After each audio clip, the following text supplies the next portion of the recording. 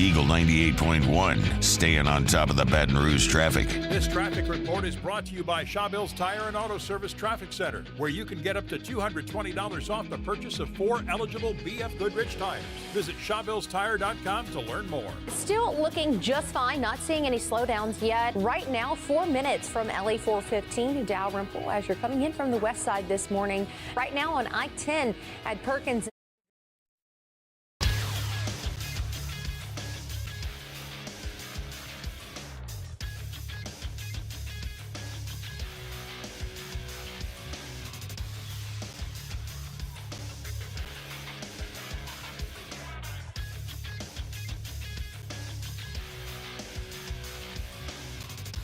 Good morning, everybody.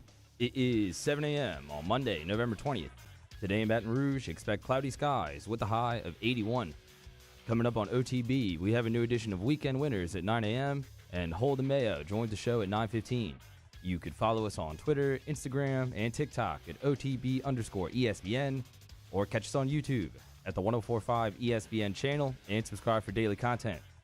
Hour number 1 of Off the Bench, live from the Mercedes-Benz of Baton Rouge studio, starts now. Let we go! All-Star Toyota presents Off the Bench with Jacob Hester and T-Bob Hebert. Yeah! Off the Bench with Hester and T-Bob. Hey, P, they said I gotta come off the bench. All-Star Toyota presents Off the Bench with Hester and T-Bob. Yo. Yo, what's happening, y'all? Welcome in to another episode of OTB. It is Monday, November 20, 2023. It is Thanksgiving week, and what a time to give thanks as we are now entering the final week of the college football regular season. A massive week of football coming up, like we kind of started to lay out last week. The entire season for the LSU Tigers basically on the line this weekend, and arguably the New Orleans Saints in not too dissimilar of a situation. So we're gonna have a fun week this week. We're gonna give thanks for everything we have in all facets of life. But look, as we do every Monday here in this show, hour 1 will kind of be an LSU review. No Saints game to go over. Hour 2, we'll continue to start to break down Tigers, Saints, and everything else to look forward to. We got weekend winners coming up at 9 a.m. Spread lines, we got Holden Mayo at 9:15, so it's going to be a very fun day today. How are we feeling, boys? What's going on? I am thankful that there was no traffic heading into work because there's no school, but no traffic, easy driving to work, so start the thankful week off pretty nicely there. Yeah, man. Well, I'm thankful too because look, like we said, we need to be thankful in all facets of life, right? But if we just look at it from a football perspective, I'm thankful that once again I got to watch this LSU offense operate on Saturday. It's so hard to try especially because you just so recently caught lightning in a bottle. But what you're witnessing right now out of this LSU offense, you have to be terribly careful not to take it for granted because we just don't know when we're ever going to see anything like it again. Right now you're looking at a team, we'll get into Jaden and everything else and 8 touchdowns on Saturday, but you're looking at a team that finished with 5 touchdown drives against the Florida Gators. This last Saturday, they go 8 of 8. Every time they touched the ball, they scored a touchdown. 13 touchdown drives in a row. And now you get the Texas A&M Aggies in Death Valley with revenge on the mind. It's a bad time to be an Aggie. Well, is there a good time? No, that's fair. After a home win when the Cadets are dunking the yell leaders. That's true. Look, you never expect it, and it just happens. So there's a lot this weekend to have that team coming into your stadium. Maybe the final opportunity that we get to see some of these guys in an LSU uniform. You never know the bowl situation, and it's been special on the offensive side of the football. Has it been in the totality of everything? No, we know that's why you have 3 losses, but still you can appreciate what they're doing offensively. Some of these things have never happened before, and so you get a chance to go out there, close the regular season on a very high note, get to 9 wins with a chance at 10 wins. BK's mentioned that so many times, even after the game on Saturday. And again, to do it against that team, which you lost to last year. They were a bad football team, and you didn't show up at their place, and you want to make sure you show up at your place. Yeah, it was the post game for Brian Kelly was interesting, and I would recommend anybody go in and listen to it because sometimes you expect coaches to maybe shy away from things that we hold to be obvious because, traditionally they're not things that coaches talk about, but he's being very upfront about a couple things. First off, he is being very upfront about the Heisman campaign. Yeah. And basically saying, yeah, look, we all know what's on the line right now. We want him to be celebrated for his greatness. And so, yeah, we left him in. And we wanted to give him the opportunity to score. And we wanted to give him the opportunity to amass statistics since, look, you had Bo Nix go off in that first half on Saturday. And so that was kind of interesting. And he's also not shying away from the 10-win metric. Not saying, it's a problem. No, he's saying, look, man, we're trying to build a consistent winner. And back-to-back 10-win seasons is exactly how you do that. And obviously you have to beat A&M, and then you're going to have to win a bowl game. So we'll see what bowl you end up in eventually. But if you beat A&M, you're probably not going to go New Year's 6. We can get into all that. But the point is, a lot of people are going to be flipping about the bowl game, not unlike last year, but like last year, I do think that 10-win metric matters. And even if you disagree with me, well, you're also disagreeing with Coach Brian Kelly because he said the same thing after the game. So he is very clearly being very upfront about trying to get Jaden this Heisman and finish his season strong. And why wouldn't you? He's never had a Heisman winner. And this is a man who has nearly every other, accolade and trophy. Obviously, kind of the two big ones that he wouldn't have be a Heisman winner and would be a national championship trophy. Well, he has the ultra rare opportunity to check one of those boxes this game and this season, and they're going for it. So fully expect Jaden and the offense to be locked in, ready to go, and loaded this Saturday. And what more can you say about JD5, Jake? It's just so already he very clearly looks like a pro playing with college kids, but then that's when you play like SEC opponents or top 10 opponents.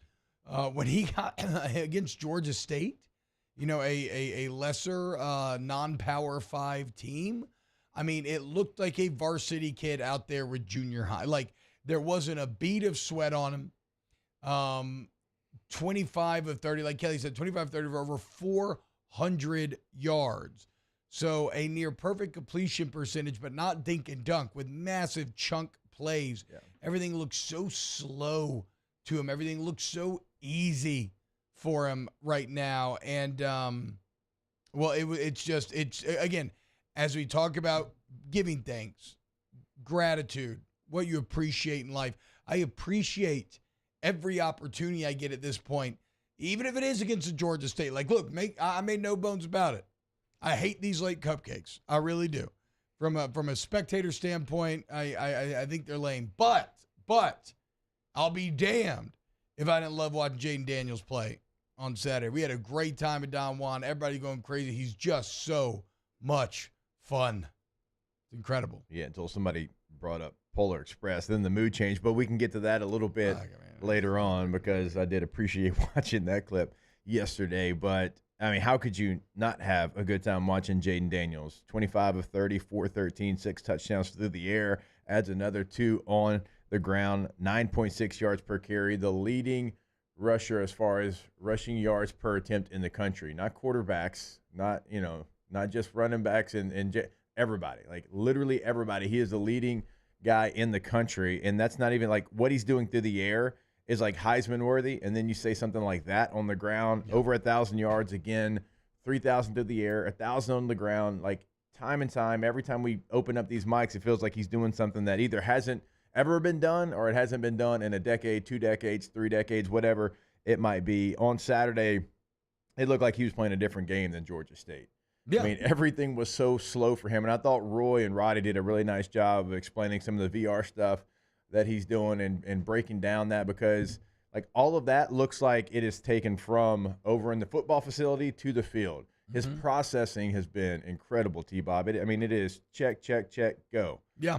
Everything has a purpose to it. It's not, hey, let me get the ball, let me look around. I think I might know the coverage. He knows exactly what the coverage is. He goes through his progression, and then that's when you see him run. I mean, so he is running because the progression is not there, not because he knows he's a better athlete than everybody. Yeah, and let's be clear. There's a couple things to touch on that BK talked about after the game, one of which is when you have an offense that's playing at this level that has scored 13 touchdowns in a row, it's not just Jaden. Now, he is the main engine behind it all, right? But you have an offense as a whole right now that is as good as any you will ever watch in an LSU uniform. And again, as we talk about being grateful, that's something to ruminate on this week. I mean, you have what I still believe to be the best LSU offensive line that I've ever seen as an adult. I guess you could say from like the time I got done playing on. I won't get into like, some of those maybe early Saban lines. I was a kid, so in my mind, I don't think I'm very objective about them, right? But I've been doing this job for 10 years now. I think this is the best offensive line I've ever seen them have. They're so boring, Jake, that I actually don't even like. I don't even know how to break down film on them because they're just too good. Like nobody gets beat. Like I remember one MA this game where Emory Jones had a little miscommunication and let his guy go inside him thinking he had help. He didn't. But what did Jaden do? He just scrambled. It was no problem, right? Yeah. But like Kelly said, so you have an O-line that's absolutely incredible. You have wide receivers that block downfield because they know their quarterback can run and make big plays, but then they also know their quarterback's going to reward them with getting to them in the progression. So if you are the third or the fourth guy, like a Kyron Lacey, you better run your ass hard because you're going to have opportunity to make plays. And so you have guys that are mentally bought in, and then physically, the talent level of this offense. Again, you're talking two bookend tackles. Like Will Campbell's going to play tackle in the NFL for a very long time. I'm not sure if Emory Jones is going to be a guard or tackle. What I do know is he's going to be a damn good NFL O-lineman for a very long time. And those other guys will find those ways. But I was talking to Nick Underhill on Saturday, and, we've discussed how there's generally a disconnect between what the real NFL scouts are saying about where guys project and what the media view is, right? And he texted me that he's hearing from NFL scouts that Jaden Daniels, Brian Thomas, and Malik Neighbors are all top 20 NFL prospects right now. Top 20 guys. So you're telling me on this week of Thanksgiving, my cup truly runneth over. I have the best offensive line I've ever seen in an LSU uniform. I have 3 top 20 NFL talent guys at the skill positions. I've got complete buy-in. An offense, it's perfect. And like Kelly said, man, they're trying to throw everything at him. They're trying to go cover 0. They're trying to drop 8. They're trying to disguise things, trap coverages, everything. And you just can't get anything past them right now because the preparation, the execution, and the talent is just on another plane entering the final game of the season. Yeah, we saw it a week ago. Florida, they tried to bring guys from everywhere. They tried to bring corner cat. They tried to bring guys from the nickel position. They tried to bring 6. They tried to bring 7. They tried to do everything. And because of this offensive line and, knowing their assignment and also being really good at what they do, right, they're going to pick that up. And even if they don't, right, Jaden understands the assignment. He understands what he has to do with the football. Kind of the same thing in this game, right? So many times you saw him go through his progression, and then that's when he takes off and also does a really nice job in the pocket and creating that space and knows when to like pump fake just a little bit to get somebody to just stop their feet, and then they're not going to ever tackle Jaden Daniels once they stop their feet, and then he just like a snake, man. He just slithers through the defense, and you can't get a shot on him. He's faster than you think he is. He creates angles for you, not to really have that opportunity to tackle him in open field. I don't really know what else to say about what he's done, what the receivers have done, what the offensive line continues to do. It's on another level. Even the running backs, have had a solid year, but we don't talk about the running backs because it's hard to get there because of what everybody else is doing. Well, and I go back to all 11 guys being bought in. What did we celebrate all of last Monday? Josh Williams doing the dirty work, right? The incredible pass pickups, the lead block on the last Jaden score. Again, all 11 guys, Mason Taylor, Mac Markway, the rest of this tight end room, all 11 that are on the field at any given time are bought in and dominating.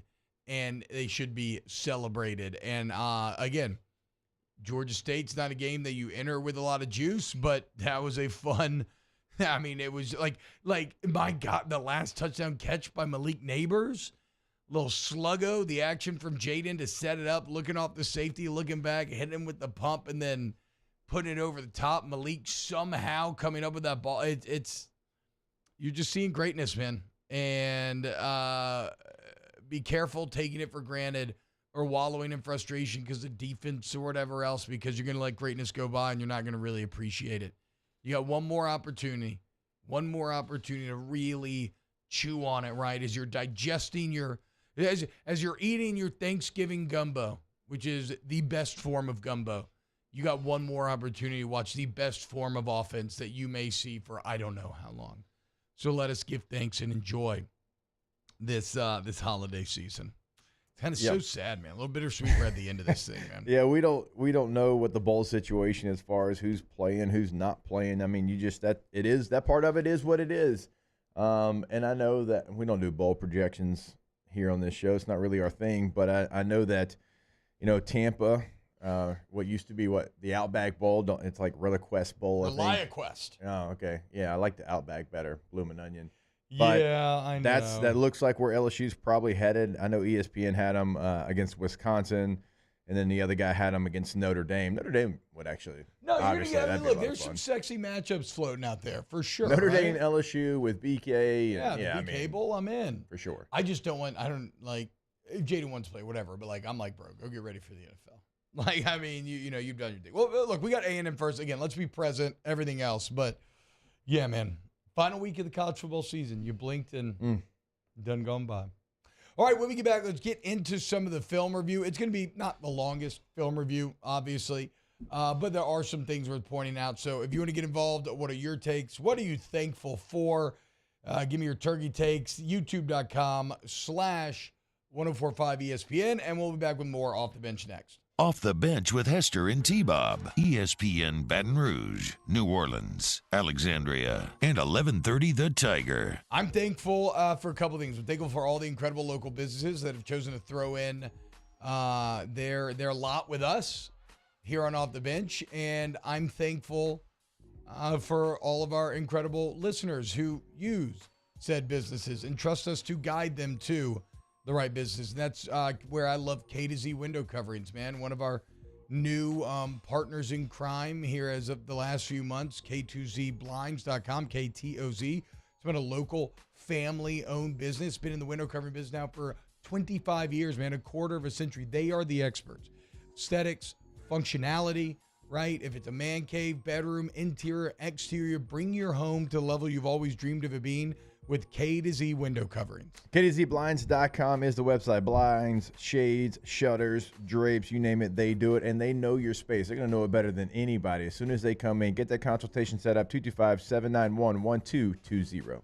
Our listeners fire off their opinions on the jimsfirearms.net hotline at 499-1045. Keep listening for your next chance to shoot us your thoughts with the jimsfirearms.net hotline on 1045 ESPN Baton Rouge. When it comes to ending cancer, we push forward, always working together for you.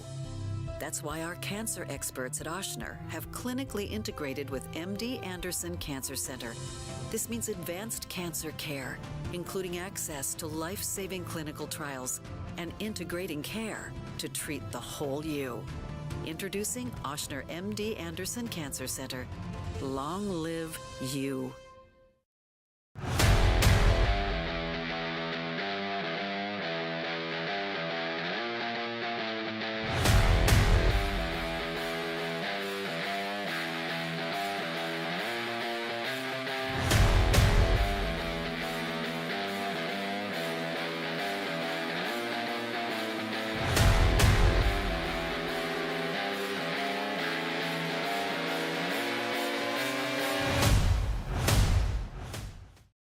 Gulf Coast Office Products is a nationally recognized Savin office equipment dealer based right here in Louisiana. Over 100 employees strong, Gulf Coast has the boots on the ground to support all vertical markets, from education, engineering, legal, and finance. With the latest in office technology, from desktop to production segment units, Gulf Coast and Savin have the perfect fit for you.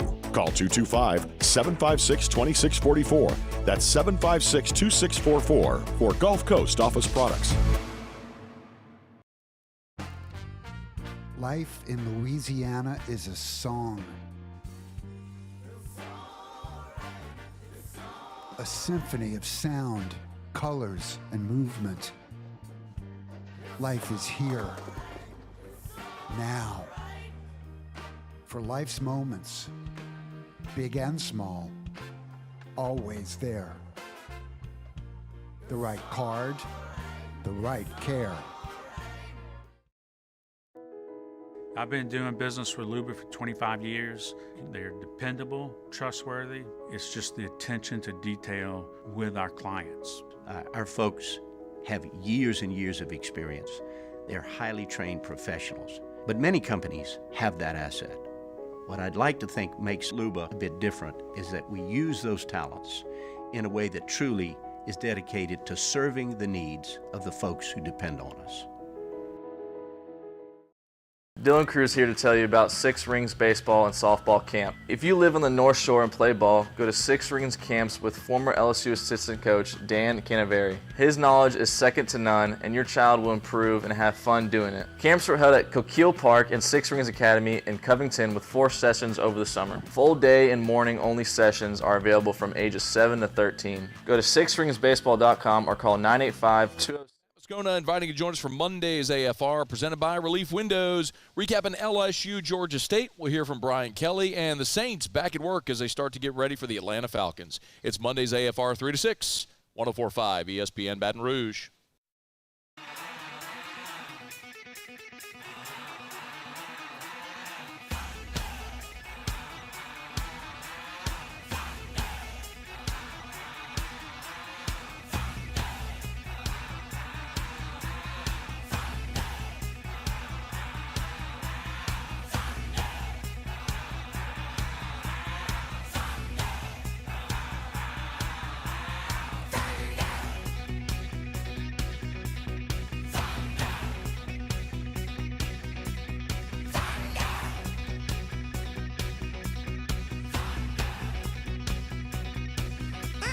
All-Star Toyota presents Off the Bench with Hester and T-Bob. ESPN Baton Rouge, New Orleans, Alexandria, and 1130 The Tiger. Yo, what's happening, y'all? Welcome back. OTB. 1045 ESPN, youtube.com/1045 ESPN. You want to get involved to get your comments in. We will get to them all. Oh, my God. I can't see this, man. This is the problem with this. Like, I'm having a great day. Mm-hmm. I'm just living in gratitude. I'm feeling very calm. I'm very excited. And then I got to open up this freaking chat. And the first comment I see is the way T-Bob feels about Polar Express is exactly how I feel about It's a Wonderful Life. I mean. Uh-oh. And that comes from Emil, who I love, and Emil gives me great content for the show, and he's always asking me thought-provoking college football questions. He's a good friend. We've done plenty of content together. We've done podcasts. I mean, I just don't understand. I just don't understand. I do not understand how you could ever put those two movies in the same sentence with one another. And I know opinions are just that, right? They're subjective, but that's objectively the dumbest thing I've ever heard in my entire life.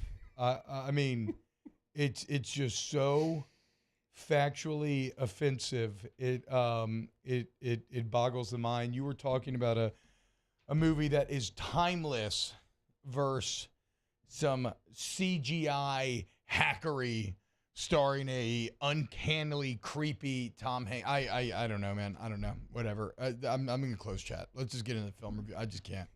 I can't. That's probably my favorite Christmas movie. Oh, well, whatever. Are you boys Polar Express fans? I thought it was okay. I'm not. We talked about this the other day. Okay. My kids don't like it either. Yeah, it kind of seems like I'm not in the minority here. I know sometimes, like obviously in Kanto and everything, I stepped into it last week and nobody agreed with me. feels like a lot are on the same page here on Polar Yeah, Express. I've never been a Polar Express fan. To utter that that It's a Wonderful Life is anything like that is just blasphemous. Blasphemous. All right. I guess he hates Miracle on 34th Street too. I've actually never seen that since I was a little kid. I should re-dive into some I've Miracle. only seen it once, and it was a while back. Well, like you're saying, like I haven't. There's an watched older it a ton. version. Y'all probably talking about the one in the 90s. I remember watching the 90s one, but I'm talking about the older one. That's the one that starts with the Santa that's like drunk at the parade or something along those lines. I'm trying to remember. I don't know. I got to watch it again this season. Look into it. I think T-Bob should bring back his film reviews. Just me personally. Y'all want to bring back Real Friends, the least successful podcast that we've ever done our entire life because it was a ridiculous concept where he required you to watch 3 movies to then keep up with the discussion. It was an awful idea, but that's a lot of homework. I didn't know that was what it was. Nathan and Rivers, but get it real like REEL. Yeah. I like the name. I mean, we sat there for an hour straight trying to come up with a name, maybe even an hour and a half, and finally we found it. I do like the name still. Yeah. Maybe like one movie every 2 weeks or something. Yeah, I don't know. Yeah, that's more our speed. Yeah. Okay. It took Taylor a while. He did it. He finished all the Lord of the Rings. It took him a minute. Yeah, hell yeah. 6 weeks maybe. He got the extendo editions too, though. It was well done. Brent Huff, T-Bob, and the T stands for Trigger. Yeah, I know. I'm Trigger sorry. Bob. I got mad. I can't help it. All right. General thoughts on the film review. Something funny and sad. It was so clear how superior Jaden Daniels was compared to that Georgia State team. And then the sad part is when you watched the defense, they looked like they belonged on the field with that Georgia State team. Now, granted, look, they ended up doing a better job and they came up with ways to stop them late. But I don't know, man. It's hard to not let even that first quarter loom very large over the entire defensive performance. Like I felt like this was an awesome opportunity, Jake, for them defensively to try and do some things that they're scared to do against other teams, right? Like play some press coverage, get up in their face a little bit, be willing to get beat over the top, take some risks and whatnot. And they just and look, granted, they just continued to kind of play base, soft zone, giving guys like 15 yards of cushion. Mason Smith had a couple moments, I suppose. Harold Perkins had like 1 or 2 plays. I just can't help but, though, come out on the other side and not be a bit shocked with just the lack of impact from a defense against a team that should be that much lesser than you. You know, the one thing that stood out to me this game, and it's happened before, but this game for sure because of the opponent, was the lack of team speed on that side. Oh, whoa. Okay, that's actually really funny that you said that because, wait, I have that. I think it's under my defensive thoughts segment. This LSU defense is, all caps, slow. Get beat to the edge way too much. It's crazy. It's bad, dude. It's bad. It's stuck. Embarrassing. It's stuck in the mud type speed. It is like if they get to the edge, it's almost like you give up. Or I don't know. I really don't know how to explain it just because I've never really seen it before. And it's like if they make one move, one cut, you can't recover. Like typically, like you make a cut, even if you get beat at LSU, certainly on the defensive side, you've got the speed to recover. You make the stop right there. It's like if they get one cut, it's like their feet just get stuck and then they just put their arms out. Yeah. And then the guy just runs through the arms. Like it ain't like to your point, right? I mean, as you started saying those sentences, I just, I'm having like flashbacks of like maybe Mingo takes a false step, Markevius Mingo, right? But then he plants off that false step and he just starts jetting toward the edge. And what looks like a lost play all of a sudden ends up in a TFL. I mean, to Jake's point, let's be clear. 1 week left. It's an entire rebuild from the ground up. Yeah. Next season, there's just not a lot. I mean, you got young DBs that you imagine will develop and improve certainly, but the lack of speed on the front seven really showed up in this game in particular because this is not a Georgia State team that has elite athleticism. I mean, they got good players. Don't get me wrong. That back is really good, but their offensive line is so small compared to you. And it's still you're just way too slow. And you got stuck on that small offensive line. Yeah, it's multiple still too sticky. times. Just as soon as they engaged, it was over. Yeah. Like not getting off blocks. And as an offensive player, if you do that, that's the easiest day that I've had. I mean, if I'm just going to put my hands inside of the breastplate, hold on, and you're just going to like hand fight me but not get off, then my job's easy. Then I know as soon as all I got to do is shoot quick, and then you're done. Yeah. And they were finishing, like some of the defensive players were getting pushed like 6-7 yards past the ball at times. I don't understand it. I really don't. It's again, I mean, it's just a complete rebuild, dude. And they're gonna have to go hard on the portal, on the defensive side of the ball, and really sell guys on coming here, which becomes a harder thing, Jake, when you don't really know what the coaching situation is going to look like. Like, I don't know if you're going to have a change of coordinator. I would imagine that in the very least, you're going to have changes at some of the position coaches. It's, slow. Slow would be how I would describe it. But do you have anything else on the defense? I mean, I don't know. I just kind of sped through the film. There just was not anything particularly impressive. So when we mention slow, like that's not just with like your straight ahead speed. Obviously, like some of those situations play as well, but it's slow in your redirection. It is slow in your sideline to sideline. It's slow in your sideline to sideline. Yes, and it's slow. It's slow in identifying what it is and reacting to it. Like that's also like that part of it is slow. It's like, when you're playing defense at that level, like you have to recognize it, and then you have to immediately go to full speed. It's like they recognize it, think about it, turn slow, and then react to it. Well, if you think about all the great LSU defenses of the past, that is the thing they had, that sideline to sideline speed, right? Like that old Oregon team in 2011 was shocked when they couldn't get the edge. The Alabama teams within those stretches, like Devin White, covering sideline to sideline. Like that's what you're used to seeing is teams that when you would play one of these, and that's not what Georgia State is, but you played these teams this year and you saw what happened this year. But when you play these teams that run spread, right, and they want to get the edge, in the past, the most shocking part about running into LSU was that all of a sudden they can't. And what happens to those offenses when they can't do the thing that makes everything go? Well, this year, even teams that aren't that fast are able to beat you sideline to sideline and stretch you out. So yeah, they have to. I mean, so and I guess it becomes especially bad, Jake, because there does feel like there's a lack of speed, maybe a lack of athleticism there, and then also guys get out of position, and if you're taking false steps and you don't have the speed to make up for it, well, that's a recipe for kind of what you've seen all year long.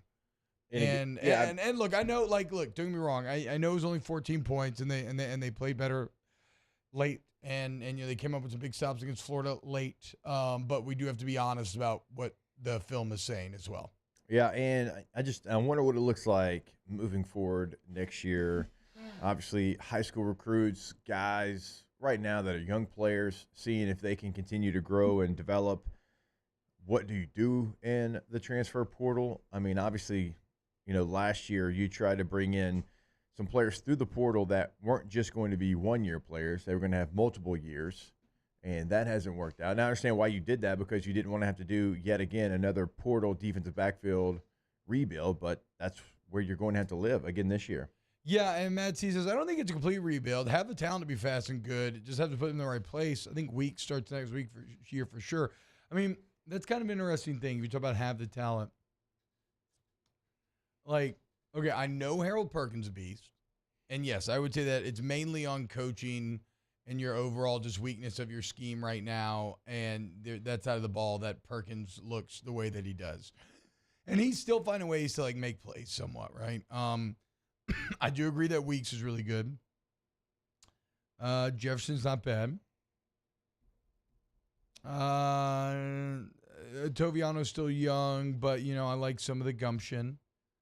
I mean, I keep hearing, I agree that overall the talent should be better, but while somebody like Mason Smith has a ton of potential, ultimately it is unrealized right now, right? So, I don't know. It's obviously, I don't mean a true man-to-man all 11 guys rebuild, but it's as complete of a rebuild as I could ever imagine seeing at LSU. And yeah, like Matt says, freshman DBs have been getting experience. It could be better next year. Absolutely, right? But it's a tough thing to rely on when you're seeing Georgia State kind of cook him, even in some like base, like that 4th and 7. They finally did cover 0, just with a little press coverage, and it's like, okay, maybe I see why they don't, because you were cooked. If that was a good throw, that should have been a touchdown. Oh, I mean, you talking about the one he just didn't see? Yeah. No, I'm talking about the 4th and 7 where he just overthrew it. He kind of he like threw it a little too inside. Georgia State did. Yeah, I just think he didn't see it because I think he probably still could have made a play on it. Oh, the receiver? Yeah. Yeah. Look, it is what it is. I mean, offensively, you're going to have some places that you've got to, fill through the portal. That's, it's just what it's going to be. Now, you're going to bring in a ton of high school players. Remember, you just get to 85, and so you can sign, more than 25 now. So you're probably going to go over 25, and you're going to try to supplement it with players through the portal. Offensively, you have a lot of things coming back, but you also lose a lot. You're going to lose Jaden Daniels and Malik Neighbors and Brian Thomas. You might lose, some of your running backs. Obviously, some are going to graduate. Some might go early. You're going to be fine there. I believe the running backs. You'll be okay there. I mean, you have so many right now. It feels like they could be RB1, but no, you're going to have to, and it's okay. You're at a place like LSU. You're going to have advantages in the transfer portal. It's not where you want to live, but if you have to, you have advantages in there that, some people don't. Now, you don't have the most advantages. We broke that down last week as far as some of the NIL money that you have available. Yeah, so we'll see. All right, that's enough of the defense. We get back to good stuff, offense, celebrating what we liked out of Saturday night when we get back here on OTB. Off the bench with Hester and T-Bob. All-Star Toyota, BatonRouge.com. All-Star Toyota of BatonRouge.com. The minivan's so nice, he bought it twice. That's right. A few years after getting my first Toyota Sienna, I went and double-dipped, right? Because once you go black Sienna, you never go back on that Sienna. So I got a second black Sienna. That's right, boys. The Murdered Out Mini Double Edition. But look, maybe you want like a Tundra, Tacoma, whatever, new Toyota certified used vehicle. The best prices, the best people. All at All-Star Toyota Baton Rouge, allstartoyotabatonrouge.com. You go to that website today, build your new Toyota. So if you want your own Murdered Out Mini, all you got to do is go to the website, click on new, build a Toyota, and you can do that. You can add whatever you want. You can take away whatever you don't want. So it is completely up to you. If you've got a trip also coming up this week for Thanksgiving and you need to rent a vehicle, go ahead, get that rental reserved today. Everything is available, including the minivan and the minivan gang. Check it out, allstartoyotabatonrouge.com. In times of need, get a full list of phone numbers, websites, and other important emergency information on the Demco Stormwatch page at 1045ESPN.com. Electricity is all around us, and our families depend on it. Every day is sparked by the power of a cold drink or a warm meal, a movie night, and a comforting light at the end of a dark hallway. From sunrise to sunset, playtime to bedtime, our team is ready to take care of your electrical needs. Even in the case of an after-hours emergency, the light in your life shines brighter with Mr. Electric. It was a humid day, barefoot children play, looking for that summer shade. Time just slips away. Oh, Louisiana, some kind of hold on me. Like cypress stumps, your roots are planted deep inside of me. Dylan Cruz here to tell you about Six Rings Baseball and Softball Camp. If you live on the North Shore and play ball, go to Six Rings Camps with former LSU assistant coach Dan Canaveri. His knowledge is second to none, and your child will improve and have fun doing it. Camps were held at Coquille Park and Six Rings Academy in Covington with 4 sessions over the summer. Full day and morning only sessions are available from ages 7 to 13. Go to sixringsbaseball.com or call 985-206-9096. Learn the game to love the game. Running Boards Marketing can help you get their attention. Imagine your brand's message on a giant LED billboard truck that can't be skipped and is nearly impossible to ignore. Running Boards Marketing is the leader in effective and affordable advertising on digital mobile billboards. which are 2 times more effective than traditional billboards. With a 97% recall rate, you'll leave a lasting impression with your customers.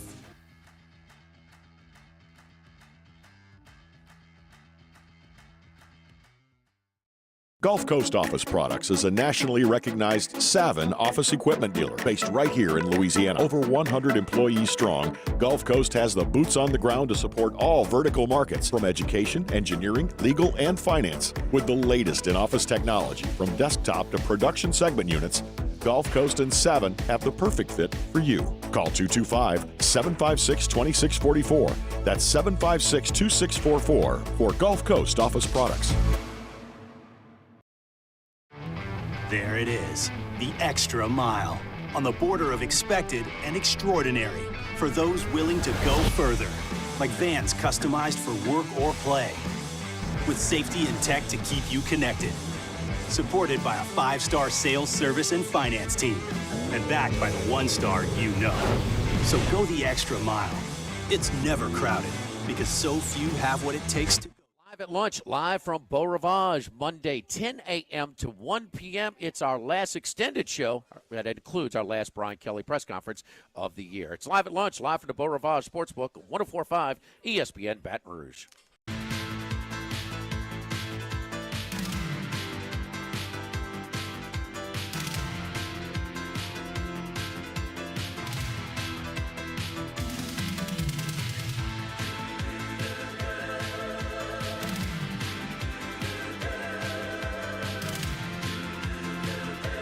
All-Star Toyota presents Off the Bench with Hester and T-Bob. ESPN Baton Rouge, New Orleans, Alexandria, and 1130 The Tiger.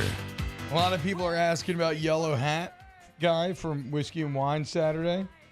I couldn't really see everything that was going on behind me. Just know that man is a literal Navy SEAL, which I learned on Saturday, and it absolutely terrified you, blew my mind.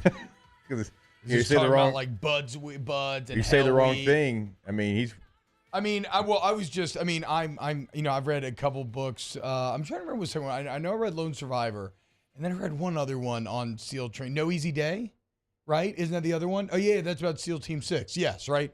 And just the SEAL training. Like, there are certain things in this life that you can't do, and I know that's never how we're supposed to like mentally interface with ourselves. Like, we're supposed to always be like, you can do it. You know, you just got to push. Nah, I can't. I know for a fact. I know beyond a shadow of a doubt, I would ring that bell and fall out of SEAL training, and it ain't even close. It ain't even a question. Because at the end of the day, even if you're mentally and physically tough enough, you just might not make your times. And he was saying like, oh, the times aren't a problem. I was like, for you? I read about the times. I would I'd be struggling if I wasn't. I don't know, T. Bogged down, soaking wet in freezing cold San Diego salt water with sand in my boots, having to run miles and miles on the beach. Get the hell up out of here. It is pretty cold there, Coronado. But still, like, I've seen you finish a workout when you didn't have your fastball. Does not matter. Does not matter. I'm saying, look, you can push through stuff.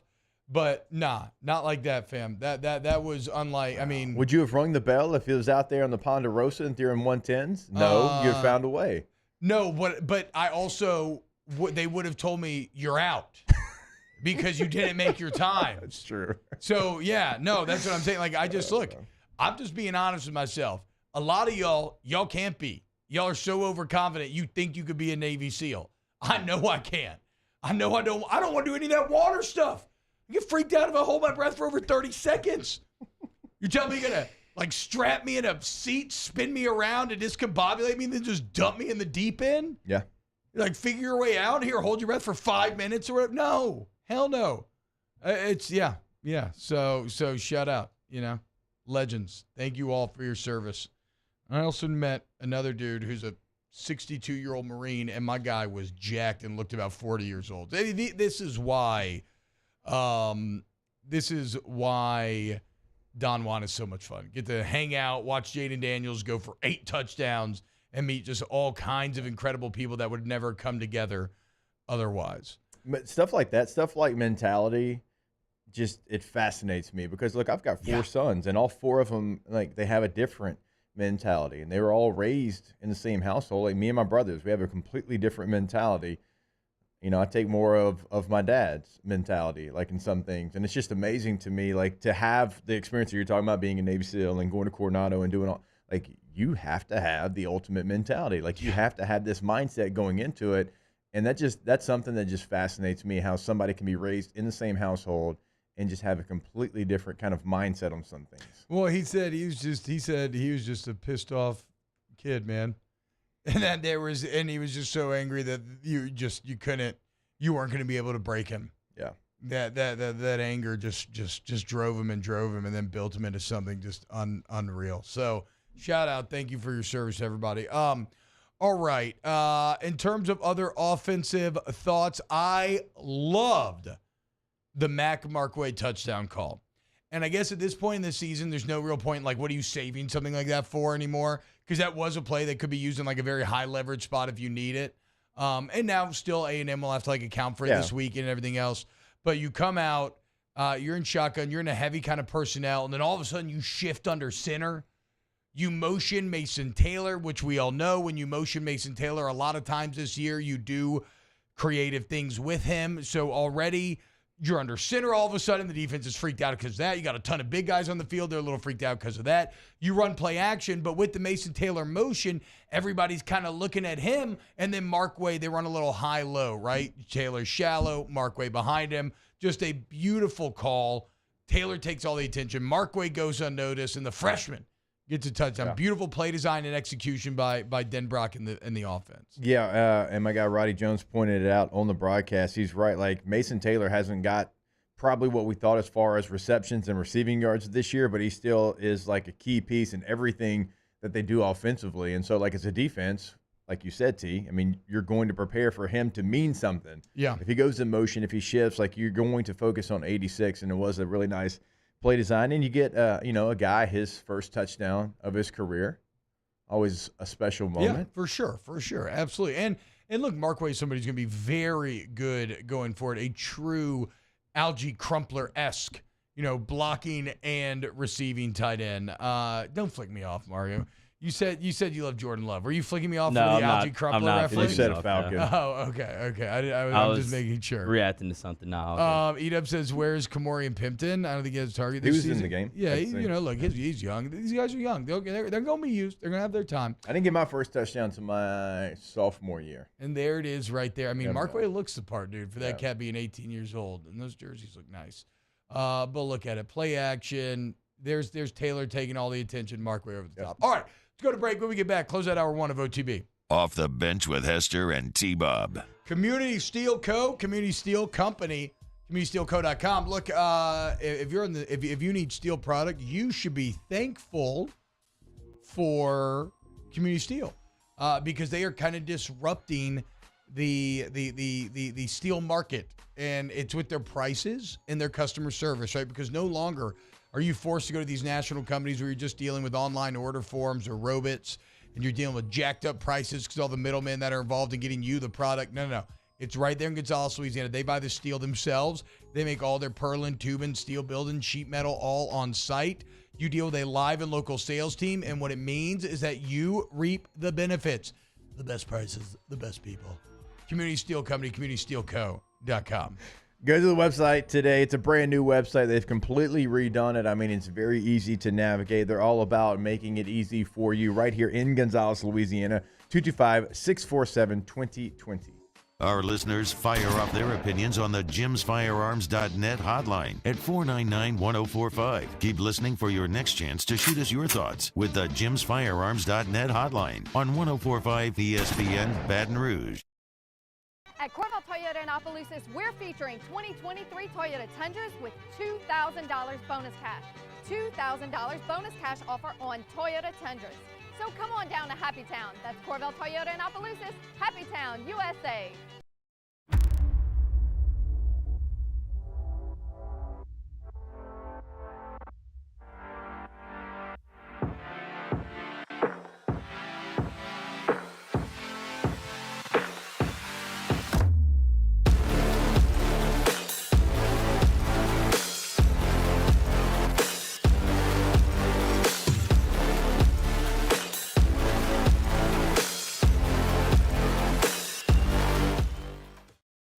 Electricity is all around us, and our families depend on it. Every day is sparked by the power of a cold drink or a warm meal, a movie night, and a comforting light at the end of a dark hallway. From sunrise to sunset, playtime to bedtime, our team is ready to take care of your electrical needs. Even in the case of an after-hours emergency, the light in your life shines brighter with Mr. Electric. I've been doing business with Luba for 25 years. They're dependable, trustworthy. It's just the attention to detail with our clients. Our folks have years and years of experience. They're highly trained professionals. But many companies have that asset. What I'd like to think makes Luba a bit different is that we use those talents in a way that truly is dedicated to serving the needs of the folks who depend on us. Dylan Cruz here to tell you about Six Rings Baseball and Softball Camp. If you live on the North Shore and play ball, go to Six Rings Camps with former LSU assistant coach Dan Canaveri. His knowledge is second to none, and your child will improve and have fun doing it. Camps were held at Coquille Park and Six Rings Academy in Covington with 4 sessions over the summer. Full day and morning only sessions are available from ages 7 to 13. Go to sixringsbaseball.com or call 985-206-9096. Learn the game to love the game. Running Boards Marketing can help you get their attention. Imagine your brand's message on a giant LED billboard truck that can't be skipped and is nearly impossible to ignore. Running Boards Marketing is the leader in effective and affordable advertising on digital mobile billboards, which are 2 times more effective than traditional billboards. With a 97% recall rate, you'll leave a lasting impression with your customers.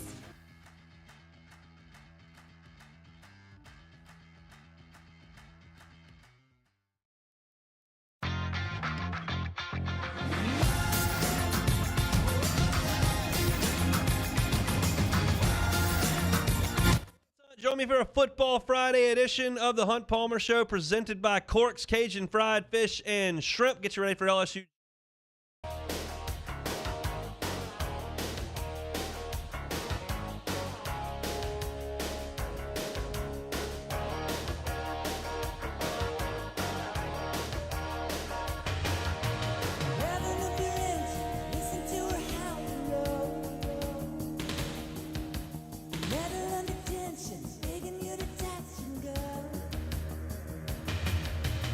All-Star Toyota presents Off the Bench with Hester and T-Bob. ESPN Baton Rouge, New Orleans, Alexandria, and 1130 The Tiger.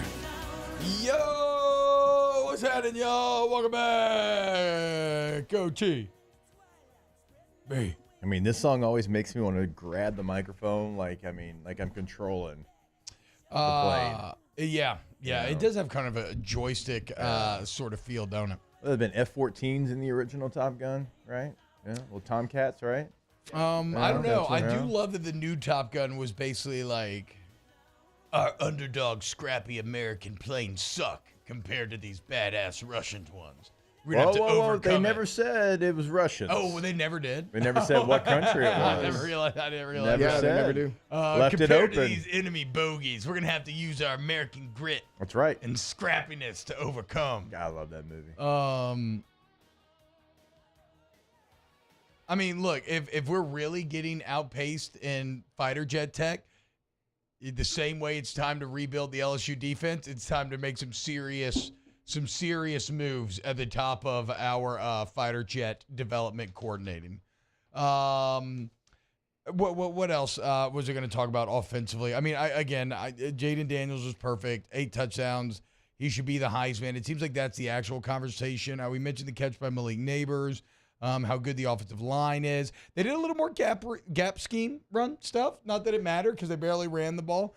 Was I the only one, boys, who when a running back was about to score was actually cheering for them to get tackled? No. I know that's wrong, No, but I'm you pretty weren't. sure we were like that's what everybody was doing. We all knew the assignment. Yeah. Everybody knows the assignment. Kelly said it. Jaden said it after the game. He was straight up like, yeah, I know what I'm playing for. Like, I wanted to go in there for a 9 touchdown. And they wouldn't let me. He wanted to break Burrow's record. That was one other shocking thing from this weekend is that Jaden, so he became the second player in LSU history to throw for 5 touchdowns and rush for 1 in a game. And then it said the other one was Joe Burrow. It said Burrow did it 3 times. He did that 3 times in 2019. Yeah. Threw for 5 and rushed for 1. Like, what the hell, dude? We have been, again, guys, do not let this warp your perspective too much. Yeah. Because I know I've been ripping on Alabama fans saying, like, you're going to die before you ever experience what you have the last 15 years. We may die before we ever see anything like this offensively again. Like, this is truly, and I know that kind of salts the wound if you want it to, because of you had this all-time offense, and look at how you've wasted them with an all-time bad D, but still, man, like, I don't know when the next time you're gonna have this is. So it's just you got to pinch yourself to remind you that it's real, and it's the second time in 5 years in which you're seeing it. And the way that we got there too, just watching some of those offenses over the last decade, and you're just like wondering, would it ever happen? Could it ever happen? That looks that looks like it's so much fun throwing the football forward. Yeah. Could we do it? Probably would have been. I don't know. Running the ball or pass blocking is hard, dude. I don't mind. Just run it. All right. So look, that's kind of the LSU film review. Like I said, not a ton of insight to be gained except for just sheer offensive dominance and kind of defensive mediocrity. So kind of what we knew. Coming up next hour, I want to talk Heisman and Biletnikoff to start. Then we'll get into Saints. Keep it locked. Off the Bench with Hester and T-Bob. AccuTempBR.com, Accutemp Baton Rouge, Accutemp BR, all your AC, heating, electrical needs, you want Accutemp. Service to the highest degree is what they say, right? And a lot of people talk that talk, right? But at Accutemp, I've toured the buildings, right? I've seen that slogan plastered everywhere. I've seen how they engage in employee training, customer training, right? And it's... Again, when you see it or when you experience it, you're going to get it. Like, you're going to understand why they have such high Google review ratings with thousands upon thousands of reviews, and it's just unparalleled. Accutemp Baton Rouge. Go to the website, schedule that appointment online today. It's right there in the top right corner of the website. Incredibly easy. Like, I've done it here, and they've beat me to my house before. And you can go to that website, do it right now, AccuTempBR.com. Bayou Ford is taking $10,000 off MSRP on all new 23 Ford F-150 Black Widow trucks, plus $2,750 discount APR and 5.9% for 72 months. All new Bayou Ford vehicles come with a 1 million mile warranty. The crew at Bayou Ford is going to do right by you. When it comes to ending cancer, we push forward, always working together for you. That's why our cancer experts at Ochsner have clinically integrated with MD Anderson Cancer Center.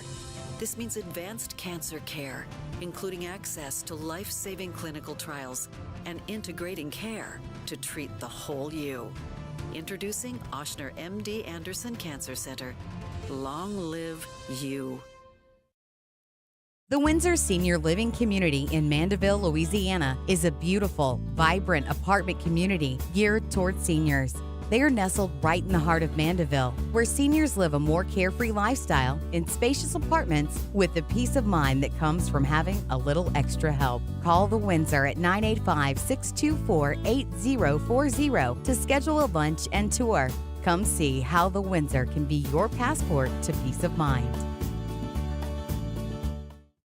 Gulf Coast Office Products is a nationally recognized Savin office equipment dealer based right here in Louisiana. Over 100 employees strong, Gulf Coast has the boots on the ground to support all vertical markets from education, engineering, legal, and finance. With the latest in office technology from desktop to production segment units, Gulf Coast and Savin have the perfect fit for you. Call 225-756-2644. That's 756-2644 for Gulf Coast Office Products.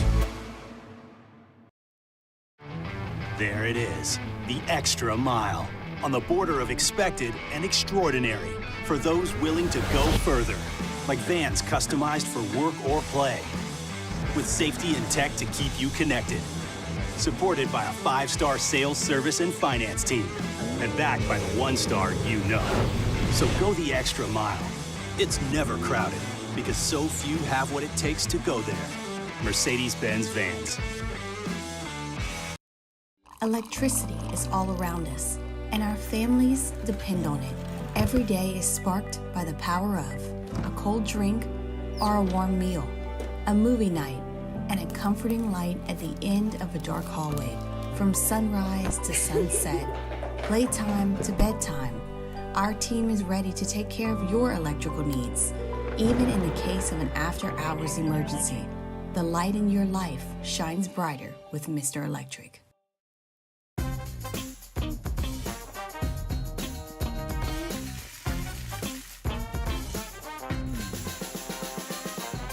The best kept secret in town is out. Discover Tallulah at the Renaissance Hotel on Bluebonnet.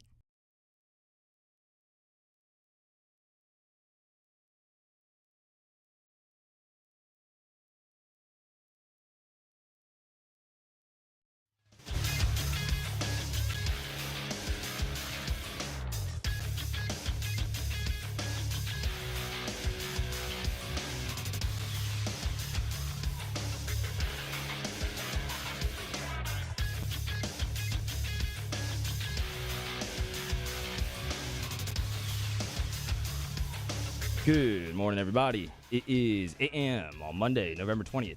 Today in Baton Rouge, expect cloudy skies with a high of 81. Coming up on the show, we have a new edition of Weekend Winners at 9 a.m. and Hold the Mayo joins the show at 9:15. You can follow us on Twitter, Instagram, and TikTok at OTB_ESPN or catch us on YouTube at the 1045 ESPN channel and subscribe for daily content. Hour number 2 of Off the Bench, live from the Mercedes-Benz of Baton Rouge studio, starts now. Let we go! All-Star Toyota presents Off the Bench with Jacob Hester and T-Bob Hebert. Yeah! Off the Bench with Hester and T-Bob. Hey, they said I gotta come off the bench. All-Star Toyota presents Off the Bench with Hester and T-Bob. Yo, yo, yo.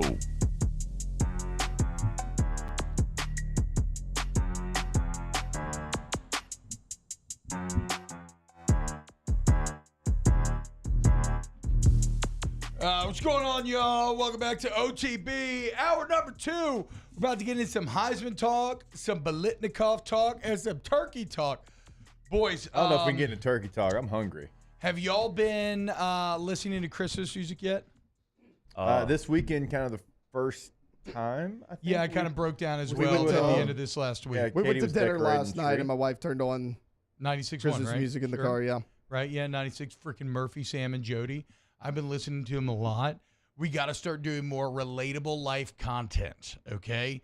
So I need y'all to look up, like, I don't know, like 5 topics to avoid at the Thanksgiving table. Okay. And we'll run through them and make some, like, pithy life observations about it. Didn't they okay? beat us for best show? Yeah, they smash us. Whoa, They're an whoa, empire. we don't know the vote tally. I hate them. We were up for the same award, and they just happened I to hate win. them. But It then I could've been learn one important vote. things. Like I learned for every 4 pounds of turkey you're defrosting, that's another day that it needs to be in the fridge. Damn it. And that's good information.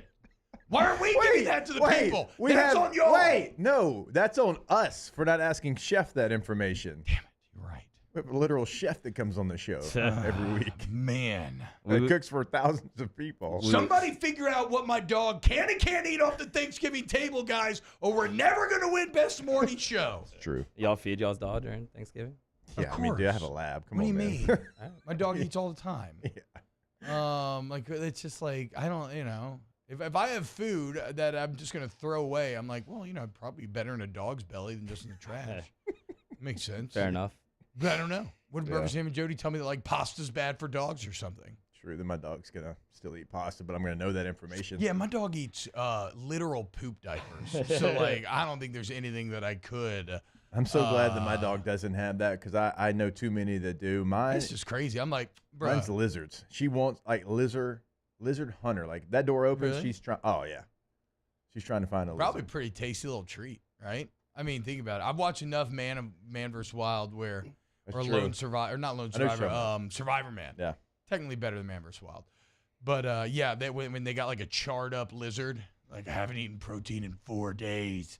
This is amazing. Now I can finish my lean-to. Probably pretty tasty. So get on it.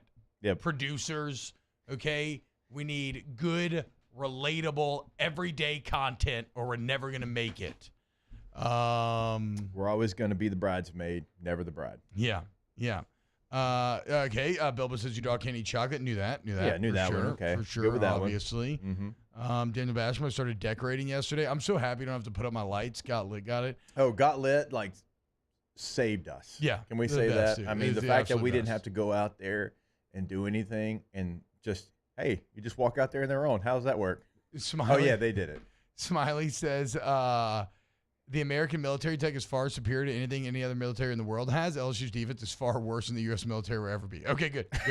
See, that's the observations that Murphy, Sam, and Jody aren't going to give you. That's right. Okay? God, I'm so jealous of them. They're just so chill when they deliver all the information, too. Let's talk Heisman real quick. Because, oh, darn it, I had it pulled up, and it looks like I might have accidentally closed the window. The guy, the journalist from Oregon, he's a radio host out there who tweeted essentially that, and I'll get his name here in a second, but he tweeted that that the Jaden Daniels the Jaden Daniels Heisman talk needs to stop because he would be holding a clipboard at either Washington or Oregon, and it's John Canzano, who's he's very good at his job, and this is what you do, right? This is where he's in the same game as we are. But typically you don't see a Heisman voter because there's rules that we like when you're a Heisman voter. Are you a Heisman voter? Yeah. Oh. Yeah, you don't pay attention to anything I say. No, we get never do that. We get rules. Like there's things that you can and can't talk about. Yeah. And there's things like you're not supposed to really tell people who you voted for before the results come out. Then you can mention who you vote for, but there's certain rules, so I'm a little surprised. Just sounds really emotional. If you have a vote, you should maybe think like a journalist and think that a lot of people are probably going to vote for him based off of data and objective facts. So to say he would be holding a clipboard is just kind of dumb and not something you would expect a voter Well, the funniest part is when Jaden Daniels started at Arizona State, he beat Oregon and Washington. I mean, well, he had one of his biggest games ever against Oregon. He did. It's also like the kind of flawed idea that if any one of those players went to the school where the other guy was the incumbent, no one would probably unseat the other. But in my opinion, I don't know, I think Dan Lanning and his staff, if it was like an objective competition and the two players lined up toe-to-toe, it'd be very tough to not end up siding with Jaden Daniels, even with how awesome Bo Nix is.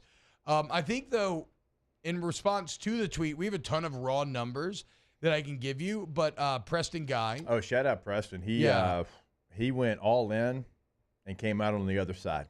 Yeah, and Preston's been in this game for a while, came up in journalism. He's a Manship School alum, obviously, and he does work with Tiger Bait. You can see him on YouTube, everywhere else.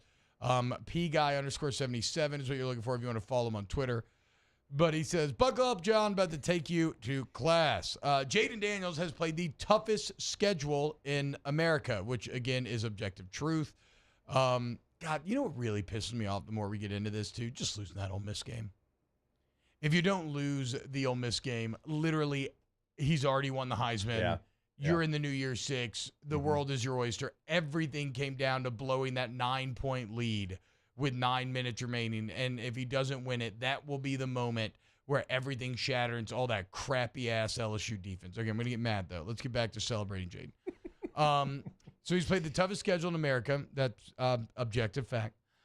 He leads the country in total yards by by more than 800 yards. Basically 1,000 more. In fact, if you look at yards per game, Jake, this is total yards accounted for per game. Drake May right now. Mm-hmm. Well, okay, look, Bo Nix is in fourth, 333. Michael Penix Jr., third, 335. Drake May, second, 336. So you're getting an idea. Look, those are the elite. You're getting an idea of that range, right? Jaden Daniels is at 417, guys. So you have all the best players at 330, and then you're at 417. He leads the FBS in total touchdowns. So that number, which he was losing to Caleb Williams on the vast majority of the season, that's not even close now. Jaden Daniels has accounted for 46 total touchdowns. Again, Dylan Gabriel's at 38. Caden Salter out of Liberty, who we talked about with Jamie Chadwell's at 39. Bo Nix, 40. Caleb Williams, 41. Jaden Daniels now up to 46. So he leads the FBS in total touchdowns. He leads in yards per carry, the entire country, like Jake said. He currently has the highest passer rating in FBS history. I did not realize this. I knew that he had jumped all the way up to 208 after this incredible performance. And again, I'll give you context in a second. It looks like the all-time record is 207. But his passer rating right now is 208. Bo Nix, second place, 191. Caden Salter, third, 183. Jalen Milroe, fourth, 179. J.J. McCarthy, 178. So you only have two other players breaking 180, one other breaking 190, and you had 208. Okay, so again, a sizable gap. Think Jaden Daniels is padding his stats with cheap, short plays. Think again, Preston says. He has more 20-yard plays than any team in the country. By himself, he has more 20-yard plays than any team in the country. And again, and you say, okay, well, you think he's just amassed that against Georgia State, right? He just went for like 8 touchdowns. Okay, well, LSU has 70 plays of 20 yards or more against Power 5 teams. The next closest is USC at 59. Against the 4 top 12 teams that Jaden Daniels has played on the road, he's completed 79 of 118 passes for over 1,200 yards, 10 touchdowns, 2 picks, and he's run for an additional 550 carries and 3 touchdowns. That's 420 yards per game against the best competition, which is actually higher than his season average, as Preston Guy points out. Also mentioned scoring touchdowns on his last 13 drives. It's just absolutely absurd that Canzano would put that out there when Jaden Daniels. Right now, Jaden Daniels is averaging 11.8 yards per attempt, Jake. Per attempt. 11.8. Not per completion. 10 is an elite number. 11 is astronomical. 11.8 pushing 12 is otherworldly.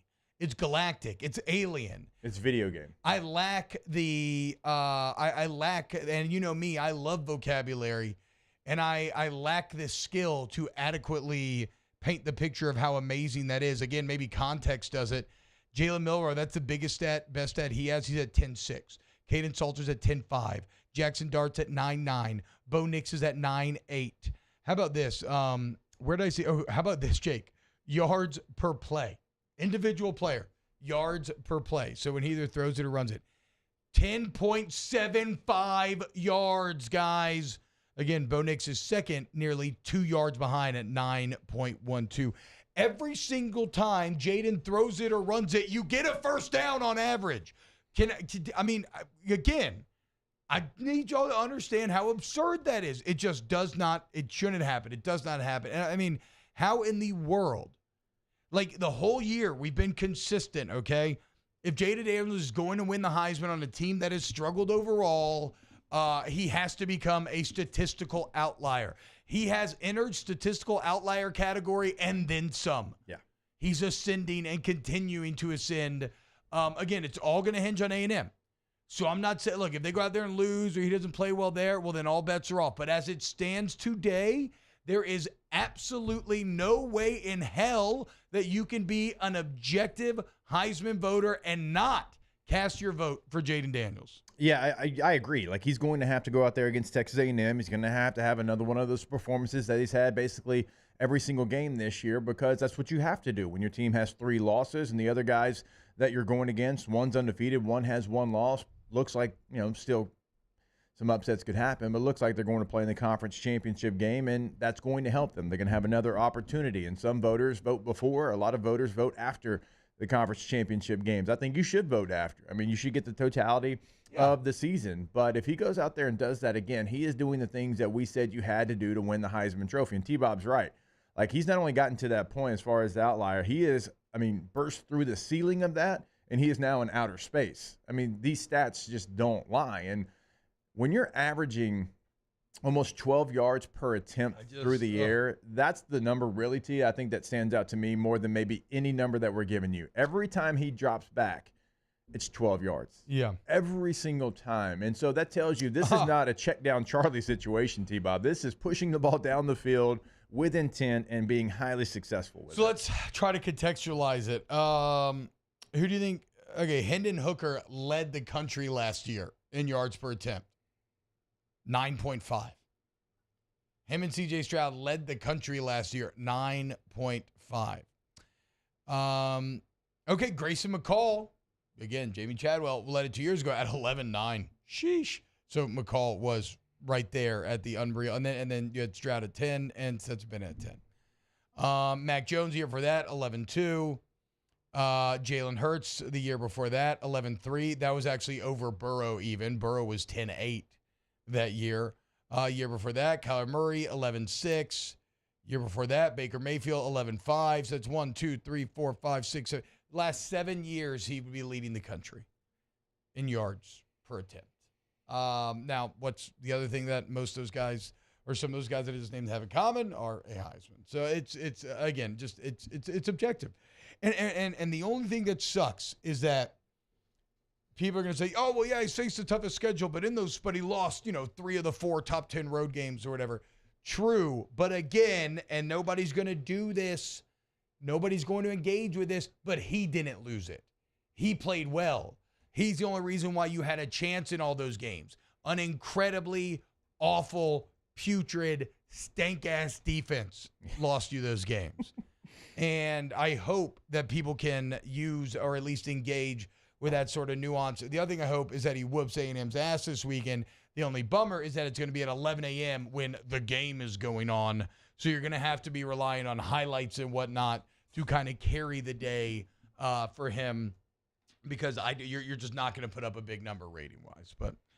But today we celebrate and we give thanks, because these stats are the dumbest I've ever seen in my entire life, and they are worth celebrating and giving thanks to. And I hate the fact that it's going to be in 11 a.m. I do. Well, look, we don't like 11 a.m. games around here anyways, and then you have literally the rivalry game that they call just like the game.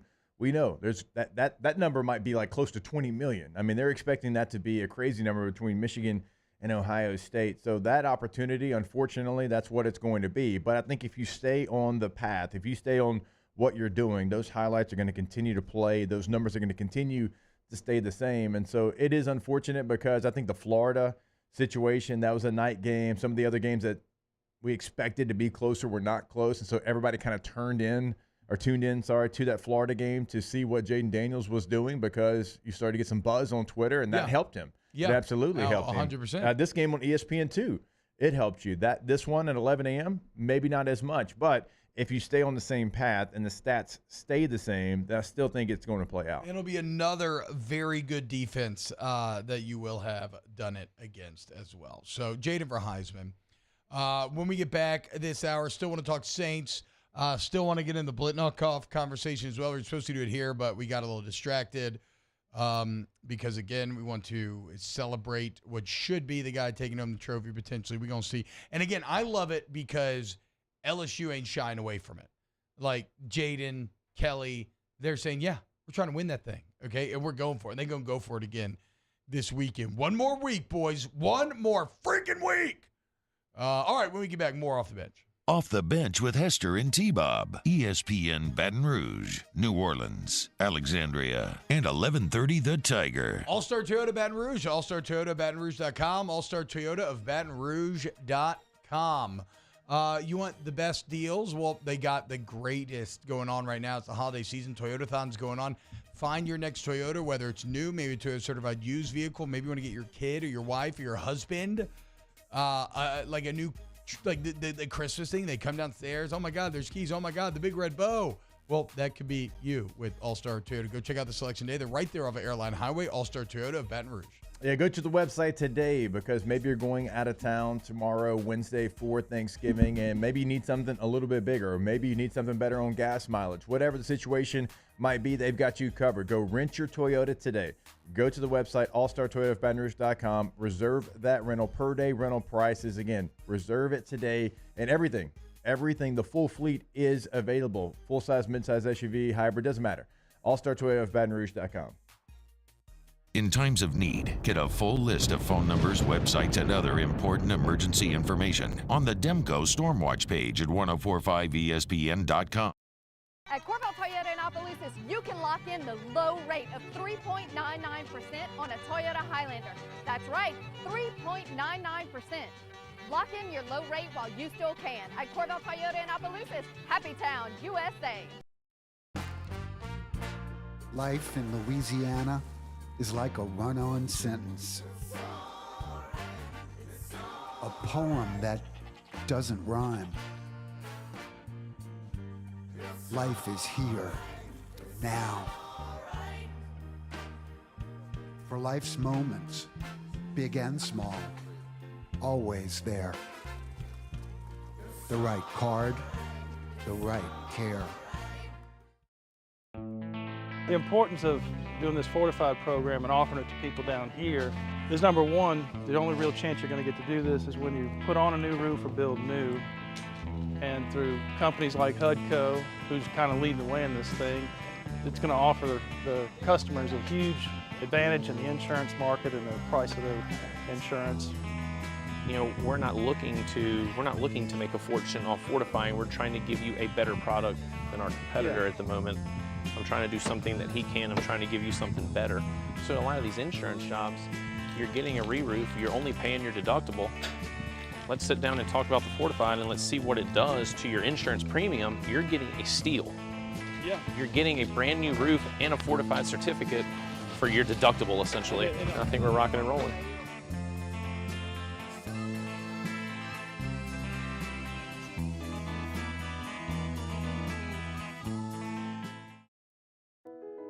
I've been doing business with Luba for 25 years. They're dependable, trustworthy. It's just the attention to detail with our clients. Our folks have years and years of experience. They're highly trained professionals. But many companies have that asset. What I'd like to think makes Luba a bit different is that we use those talents in a way that truly is dedicated to serving the needs of the folks who depend on us. Dylan Cruz here to tell you about Six Rings Baseball and Softball Camp. If you live on the North Shore and play ball, go to Six Rings Camps with former LSU assistant coach Dan Canaveri. His knowledge is second to none, and your child will improve and have fun doing it. Camps were held at Coquille Park and Six Rings Academy in Covington with 4 sessions over the summer. Full day and morning only sessions are available from ages 7 to 13. Go to sixringsbaseball.com or call 985-206-9096. Learn the game to love the game.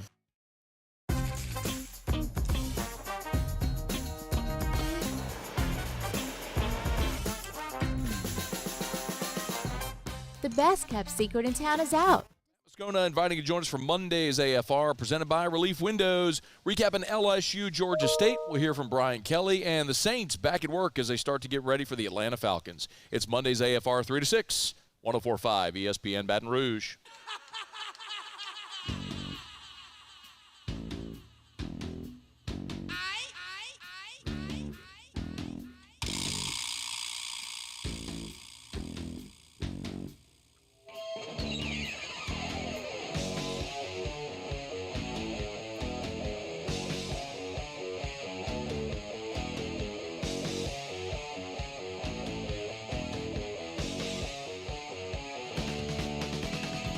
All-Star Toyota presents Off the Bench with Hester and T-Bob. ESPN Baton Rouge, New Orleans, Alexandria, and 1130 The Tiger. Tad y'all, welcome back. OTB. I just tweeted it out, but I took Marvin Harrison Jr.'s game log, Jake, and put it next to Malik Neighbors. And this is all in pursuit of, this question of, okay, who should be the Biletnikoff winner? And whatever. I know this is now turned into the LSU Homer show. We're just yelling that our players should win the awards. But, it sucks because we talk about this publicly, and so that's immediately how we're going to be painted. And that just is what it is. But maybe just let the numbers do the talking here. Words lie, numbers don't. Yeah. Well, someone will be like, well, number, you can manipulate numbers. So we will engage in, minimal number manipulation. Okay, we will just look at what they say. Okay, let's think about best game this season. The best game that Malik Neighbors had against Mississippi State, he went for 13 catches, 239, 2 touchdowns. The best game that Marvin Harrison Jr. has had was Maryland, where he went for 8 catches. Actually, maybe not. Well, okay. So, 8 catches, 163 and a touchdown. But then let's say no. Penn State was actually his best game, even though it wasn't most yards. 11 catches, 162 touchdown in a game they had to win against quote unquote they won. Okay, well, let's look at what Malik Neighbors did against Alabama. Statistically, his second best game, 10 catches, 171 and a touchdown against a much better team than Penn State. Okay, so best game, Malik Neighbors has the edge in 2 different ways. What about worst game? Against Indiana to start the season, Marvin Harrison Jr. got held for 2 catches for 18 yards. Against Florida State to start the season, Malik Neighbors got held for 6 catches and 67 yards. Once you get past that 67, week 2, 87 yards and 5 catches against Grambling is Malik's worst game. In fact, Malik has 3 games under 100 yards. And it's Florida State, it's Grambling, and it's Auburn. Marvin Harrison Jr. has 4 games under 35 yards. Against Indiana, 2 for 18. Against Notre Dame, 3 for 32. No touchdowns in either of those games. Against Rutgers, 4 for 25. At least he caught 2 touchdowns. And then against Minnesota this last week, 3 for 30 with 1 touchdown. 4 for 25. 4 for 25 against Rutgers. 2 for 18 and no touchdowns against Indiana. And then in a big game against Notre Dame, getting shut down. I mean, again, what's the angle? Malik Neighbors has 80 catches. Marvin Harrison Jr. has 62. Malik Neighbors has 1,424 yards. Marvin Harrison Jr. has 1,093. Malik Neighbors averages 17.8 yards a catch. Marvin Harrison, 17.6. And then, granted, Jr. has 13 touchdowns. Malik Neighbors has 12. It's again, and if you don't want to give it to Neighbors, whatever. But Troy Franklin, Roma Dunze, like any of these other guys deserve it over Marvin Harrison Jr. this year. It's just a fact. Yeah. I think that's the thing. And even the Heisman conversation, when I see Marvin Harrison Jr. last week coming into it, had the 4th best odds, I'm like, hold up. Like, that makes me, I think, scratch my head even more, because 4th in Heisman odds when, honestly, like, he should be 4th in Biletnikoff. Yeah. Like, that was the thing. And again, like, this is not hating on Marvin Harrison Jr. I think he's a hell of a football player who's going to play a long time on Sundays. He deserves to be a first-round pick. He probably deserves to be a top 10 pick, and I think he's going to be all of those things. But when you take a look at what Malik Neighbors is doing, what Roma Dunze is doing, they're doing it, and they're doing it in the Power 5, and they're just doing it at a higher level. It is what it is. Like, that's the situation. Like, some of these games that you have 3 for 32, when you have 4 for 25, when you have 3 for 30, when you have 2 for 18, well, the other guys in the conversation, they just don't have those games. We've talked about it. We've laid out Malik Neighbors' worst game is 67 yards. And then really you don't have too many more that are even close to that. So that part of it just is what it is. And so, like, the Heisman conversation, that doesn't even need to be talked about. And then the Biletnikoff, there's some other guys that right now are doing it at a higher level in the Power 5. I mean, Troy Franklin's got 8 more catches. He's got over 200 more yards, and he's got 1 more touchdown. And Oregon's incredible as well. Like, so, okay, so give it. That's give it the to thing. Troy Like, Franklin. okay, take Malik out of it. Like, let's just say that you're only going, you want to go record again for the Biletnikoff. The things that T-Bob's talking about, Washington and Oregon, like, they're right there in the thick of it. Yeah. I mean, Washington has the same record as Ohio State with the same opportunities. Oregon, if they continue to win, they're going to have maybe the same opportunities. And so it's not just an LSU conversation. It's just looking at the award. And again, Marvin Harrison Jr. has played great, but he has not played as the best receiver in the country this year. How about Brian Thomas leads the country in touchdowns with 14? He also leads everybody we've been talking about this segment with 18.5 yards per catch. Brian Thomas, I didn't realize he had 1,000 yards this last game. So you now have your dual 1,000-yard receivers. He did it in 55 catches. 55 catches for 1,021 yards. Again, according to Nick Underhill's sources, 3 top 20 NFL prospects in Malik Neighbors, Brian Thomas, and Jaden Daniels. Brian Thomas's year is, you could stack his up with what Marvin Harrison Jr. is doing. We were talking about that during one of the breaks. Well, yeah, no, I mean, they're closer to one another. They are closer than actually Malik and Marvin Harrison Jr. Yeah, Marvin Harrison Jr., 99 yards a game. Brian Thomas, 92 yards a game. Marvin Harrison Jr., 13 touchdowns. Brian Thomas, 14. On the season, Harrison has about 90 total yards. He's gotten by 6 catches. So, yeah, much more much closer, much more comparable to wide receiver 2 at LSU than the other way around. Why did Jim Nickel just text me this? He says, just tuning in. Did Coach Hester give an update on his team's loss in the championship game last week? This sounds pointed. Yeah, really. What's going on here? What happened? I did not. What happened? No, I ain't. Dang, Jim. All right, Jim. Oh, Jim. man. All right, bro. Look, no, we play. Look, we play. You like on the spot, Jim. Just be ready. No, we played a great team. Team we tied in the regular season. Got great friends on the other team, and they played better that night. There you go. That's what it is. Hell yeah. There you go, dude. But Jim, you better be ready on the spot next time I see you. Was Jim? Was he in the opposing? I don't think so. Oh, interesting. Wow. I didn't know traction chatter went far and wide. I mean, that. One thing I am down to the Capitol, huh? Not looking forward to is I don't know about, man. Some stories I hear, y'all take this stuff super seriously. I'm out here. I'm some more than others. Jim says he has NIL with the other team.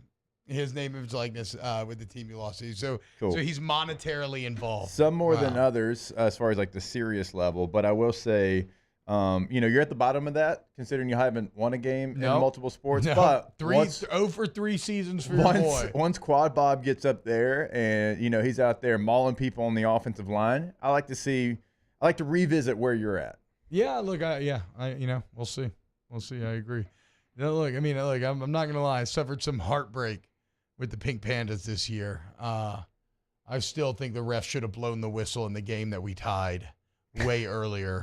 How convenient. Yeah, were you looking at the watch? Yeah, how convenient that suddenly the opposing coach calls the game right after it's tied up, but whatever, All right. When we get back, okay, look, we've laid it out. Marvin Harrison Jr. should not win the Biletnikoff. And again, this is the thing about award season, playoff discussions. We're not saying these players are bad. Obviously, they're incredible. But when you're deciding between incredible versus incredible, you have to critique, right? And so, Marvin Harrison Jr. is better than 99% of players, but there are a couple who are better than him and are more deserving this award season. And it just happens to be that for a lot of you listening, a couple of them play for your favorite team. We'll see. We will see where this ends up going. When we get back, let's talk some Saints ahead of the big matchup coming up this Sunday. Falcons week, baby. How appropriate. It's time to feast on some bird. Keep it locked right here on OTB. Off the bench with Hester and T-Bob. CentralPlumbing.org, 925-8552, CentralPlumbing.org. Boys, Brown Friday. Brown Friday is on the horizon. It's apparently a real thing. Yeah, well, it makes sense. Busiest plumbing day of the year. Yeah. Lock it in your phone, 925-8552. 24/7 emergency service, weekend, weekday, holiday, it don't matter. Central Plumbing there for you. Flat rate pricing, licensed, bond, insured, excellent warranty coverage. Prior preparation prevents poor poop performance, okay? The 6 Ps. Said in my entire life. Get ready for Brown Friday with Central Plumbing. Yeah, I don't know how to top that. I'll just give you centralplumbing.org and tell you that 24/7 also means 365. So even on Brown Friday, or even if it happens on Thursday night situation, because you lunch was a little bit earlier that day, they'll come out even on Thanksgiving. 225-925-8552. Our listeners fire off their opinions on the jimsfirearms.net hotline at 499-1045. Keep listening for your next chance to shoot us your thoughts with the jimsfirearms.net hotline on 1045 ESPN Baton Rouge. I've been doing business with Luba for 25 years. They're dependable, trustworthy. It's just the attention to detail with our clients. Our folks have years and years of experience. They're highly trained professionals. But many companies have that asset. What I'd like to think makes Luba a bit different is that we use those talents in a way that truly is dedicated to serving the needs of the folks who depend on us. Electricity is all around us, and our families depend on it. Every day is sparked by the power of a cold drink or a warm meal, a movie night, and a comforting light at the end of a dark hallway. From sunrise to sunset, playtime to bedtime, our team is ready to take care of your electrical needs. Even in the case of an after-hours emergency, the light in your life shines brighter with Mr. Electric.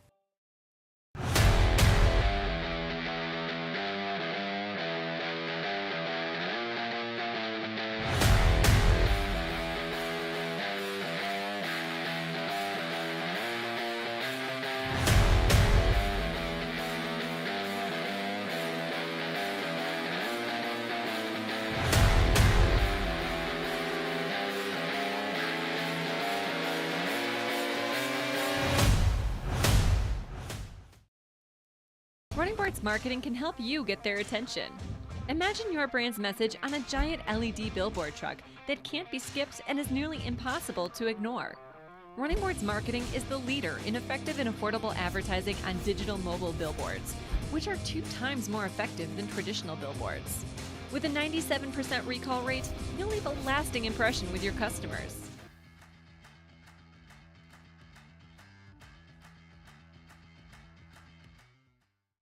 Gulf Coast Office Products is a nationally recognized Savin office equipment dealer based right here in Louisiana. Over 100 employees strong, Gulf Coast has the boots on the ground to support all vertical markets, from education, engineering, legal, and finance. With the latest in office technology, from desktop to production segment units, Gulf Coast and Savin have the perfect fit for you. Call 225-756-2644. That's 756-2644 for Gulf Coast Office Products. There it is, the extra mile, on the border of expected and extraordinary, for those willing to go further, like vans customized for work or play, with safety and tech to keep you connected, supported by a 5-star sales, service, and finance team, and backed by the 1-star you know. So go the extra mile. It's never crowded, because so few have what it takes. Live at lunch, live from Beau Rivage, Monday, 10 a.m. to 1 p.m. It's our last extended show. That includes our last Brian Kelly press conference of the year. It's live at lunch, live from the Beau Rivage Sportsbook, 104.5 ESPN Baton Rouge.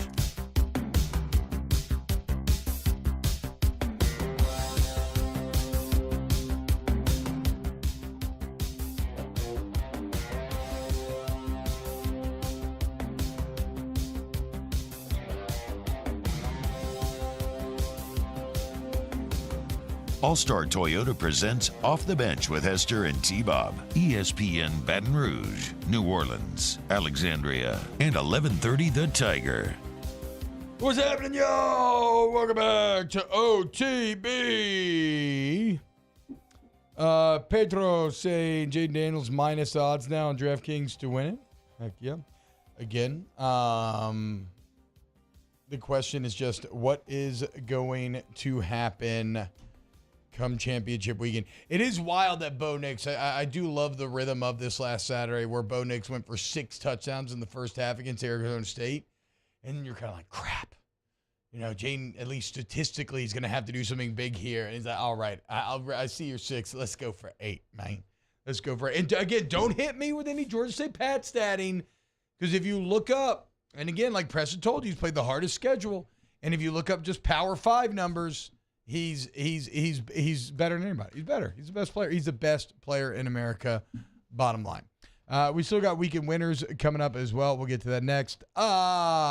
Your New Orleans Saints had a little bye week to regroup, to find themselves. Like Mickey Loomis says, right? There's not too much more building character or team that you're going to do in this final portion of the season. Over these last 7 games, you're just going to discover who you are, right? Like who the truth of who you are is going to be revealed. And right now, the truth appears to be a bit of a muddled mess. You appear to be wildly inconsistent, as we laid out in some stunning visual representation last week. You appear to have the worst offensive coordinator in the entire NFL, and it's not even particularly close. Like an OC that is such an outlier as to boggle the mind. What's funny about this week, Jake, is if we would go back to those charts, the only name that is in the same neighborhood as Pete Carmichael on like the lack of creativity, the lack of success, everything else, is Arthur Smith of the Atlanta Falcons. And like the Saints, who we believe have a lot of great weapons, yet do almost nothing with them. I know there's a lot. I mean, y'all can speak to this more. There's a lot of fantasy football owners out there that they hate Arthur Smith. Yes, all the Bijan owners are ready to murder him. Yeah. Oh, yeah, that's me. That's right. Yeah, I'm mad at him too. Just like the Kyle Pitts owners the 2 years before that. Yeah. And so get ready, because in what is just maybe one of the NFL's most time-honored traditions, we got bad on bad for Saints-Falcons once again. The 2 worst play callers in the game going toe-to-toe to see who can be more inefficient with their offensive weapons. And guess what? Desmond Ridder, Jake, back under center for Atlanta. I know they're going back and forth, and I know Heineke was injured as well. And so I don't know. I don't know that we can find a way to good offensive football in this one. I could try to find you a way, but both teams just struggling. The Falcons might be worse, though, because like their weapons that they have, like they don't even try to use them. I mean, we're talking fantasy football here, but all jokes aside, I mean, they have like Drake London, and they have Kyle Pitts, and they have Bijan Robinson. Like they don't use their weapons at the same clip that it feels like the Saints don't. Now, the Saints will use them, but you just want them to use them more and in certain situations. The Falcons, T-Bob, they don't use them at all. Like, they just disappear for like 3 weeks. Yeah. And you're like, wait a minute, where did that very highly talented first-round pick go? Bijan had Is he so hurt? many sick highlights, too, like the first couple of games. Well, there was people like, wait a minute, did they not put it on the injury report? Like, was he hurt all week? It's like, no, he wasn't. We just, the game plan didn't call for it. It's like, oh, the game plan doesn't call for a top 10 running back when running backs just don't get selected in the first round. You don't want your first round running back to get hurt, though. You got to protect him. Sure. I Look, mean, when you draft a first round running back, you know that you're going to sign him for 5 years, and that's going to be his 5 best years, and after that, probably going to go downhill from there. That's what that position is. So that for those 5 years, we are going to just grind you into the ground because we're trying to get 5 years out of you. That is the most mind-boggling part of it. That's where maybe we should champion Arthur Smith. Because here he is advocating for player safety, longevity, trying to not just crassly take advantage of a great player on a rookie contract. He's trying to make sure that Bijan lasts in this league. There's something actually very noble about what Arthur Smith is doing. I mean, they take Drake London 8th overall. This year, he has 40 catches for 474. He's missed some time, but still only 2 touchdowns, only averaging 11 yards per catch. Like, that's a top 8 receiver. When you select somebody top 8 at that position, you're expecting like explosive nature and pushing the ball down the field. And they're not even using him the way that everybody else uses a receiver like a Drake London. I'm potentially stepping into, one of these things where you're all going to be like, what the hell, T-Bob, do you even watch football? But like, what's going on with Kyle Pitts? Like, is he hurt? Does he play? 35 for 419, 1 touchdown this year, and 12 yards per catch. And that's the thing. They're using Jonnu Smith, their other tight end. Yeah. Jonnu Smith, he's kind of been their number 1 receiver this year. I mean, you just heard the bad numbers of Drake London, so they're not using London. Jonnu Smith's getting snaps over Kyle Pitts. They're not using Bijan. I mean, I don't know what's going on over there in Atlanta. The weird part about that is, like, normally I'm surprised that Arthur Smith has that kind of pull, because normally ownership calls down like, hold up now. We put capital into this guy. Yeah. Like you better. I don't care what you got to do. You better figure out a way to play him. But I guess Arthur Blank has full. Blank has full trust in Smith. Well, look, I mean, the Falcons' backup running back has the same amount of carries as Bijan. Both have 125. The thing is, Bijan's averaging 4.9. The backup's averaging 3.2. Yeah, 4.9, 3.2. Like 3.2 is that's like fullback stats. Like when you get all the 3rd and 1 carries. What's more frustrating this year?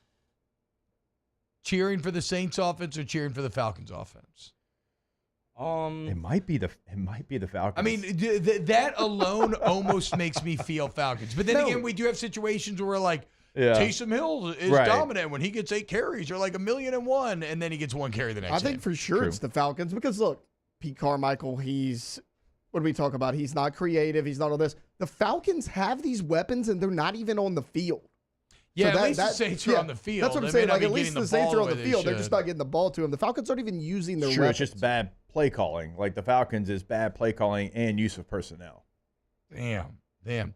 But again, like I said, when you're talking about Saints-Falcons, you're talking about one of the best rivalries in the NFL from a geographical standpoint, a fan hate standpoint. You're also talking about one of the most inept rivalries in league history, as these are two franchises whose majority of their history is just defined by bad. And here we arrive once again, a sub-500 battle between the two worst OCs in the NFL this Sunday. Let's go, boys! And with all the bad numbers and, the bad head coaching record for Dennis Allen, he is undefeated against the Falcons. So hopefully he can keep that going. That makes you feel awful. That makes you feel like it's if he didn't have that, he'd be top 5 worst winning percentage of all time. Hey, as rough as the last 2 years have been, they've been one step ahead of Atlanta. That might mean nothing for some fans, but for some Saints fans, I know that's true. At least, and to be fair, Nielsen and Allen, that's a good DC on DC matchup. Yeah. So, and obviously both know each other inside out. So, we'll see where it goes this Sunday. But, and to their credit, their defense has been really good. I mean, despite all their offensive troubles, they're still in the race to division, and they had a good offseason when it comes to signing defensive players, going out and getting Jesse Bates from the Falcons. You love that move. Bud Dupree at linebacker. Well, he's been really good this year. No, I mean, in those ways, the Saints and Falcons do kind of mirror one another in terms of the inconsistency which they played. They're good on the defensive side of the ball. They're not nearly as good on the offensive side of the ball as they should be. And Cincinnati misses Bates, too. And we'll get to Cincinnati, man. That news broke after our show the other day, unfortunately. But when we get back here on OTB, let's go ahead and close out hour number 2. Off the Bench with Hester and T-Bob. In times of need, get a full list of phone numbers, websites, and other important emergency information on the Demco Stormwatch page at 1045ESPN.com.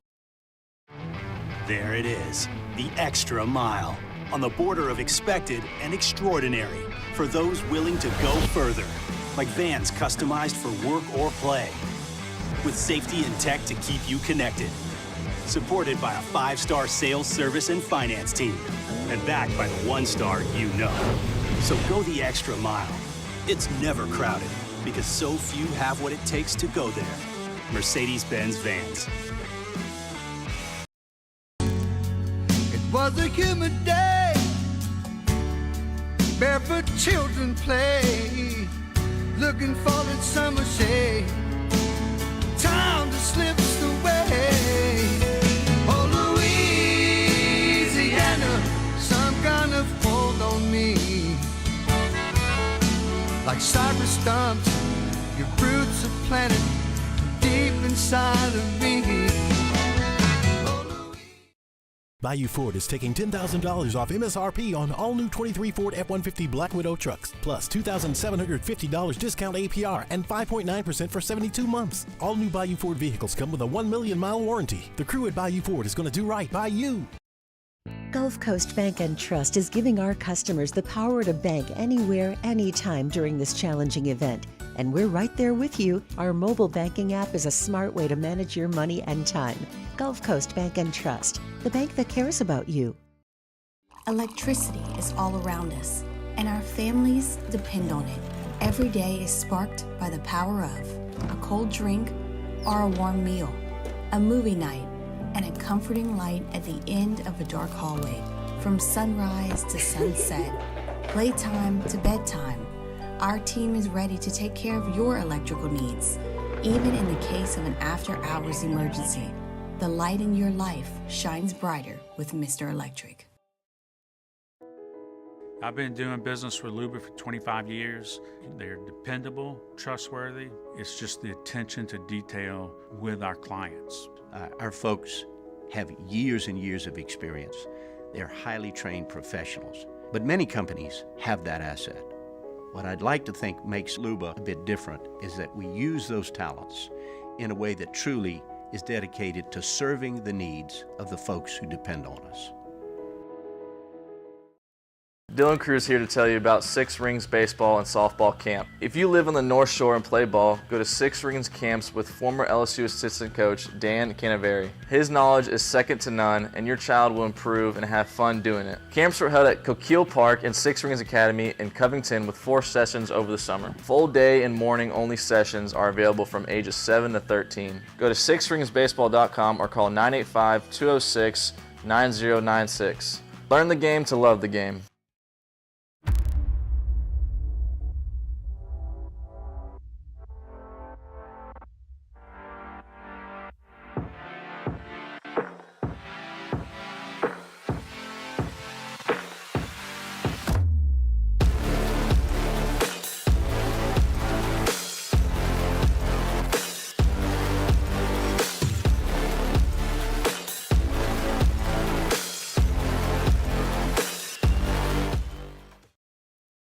Running Boards Marketing can help you get their attention.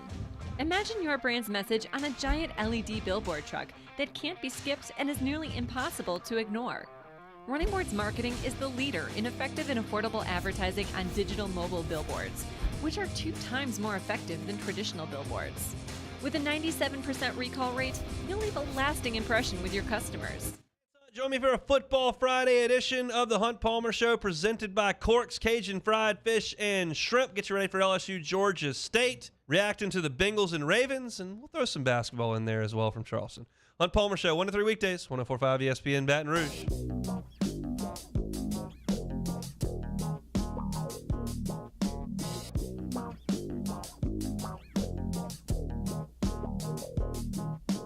Nobody move, there's blood on the floor, and I can't find my heart. Where did it go? Did I leave it in the cold? So please give it All-Star Toyota presents Off the Bench with Hester and T-Bob. ESPN Baton Rouge, New Orleans, Alexandria, and 1130 The Tiger. What's happening, y'all? Welcome back to OTB. Closing hour 2, we got weekend winners.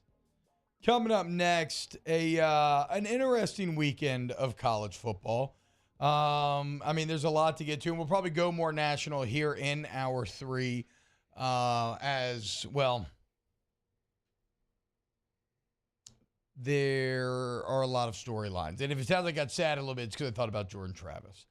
We'll discuss the fate of FSU. We'll probably laugh at Auburn a bit.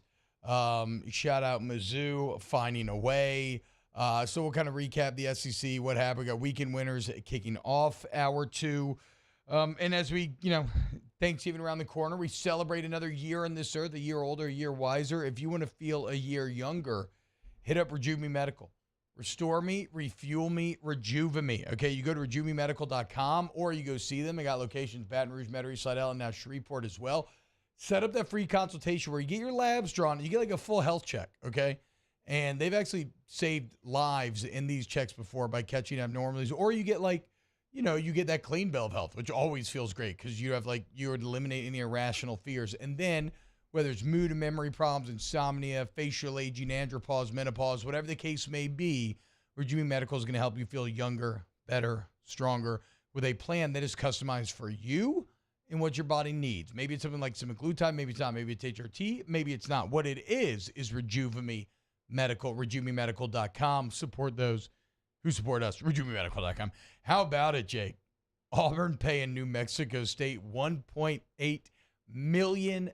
I think it's 1.85. And not just to lose, but to get their ass whooped. The only time that I can think about a game that was, one of these payment games that ended this poorly was last year Miami, Middle Tennessee.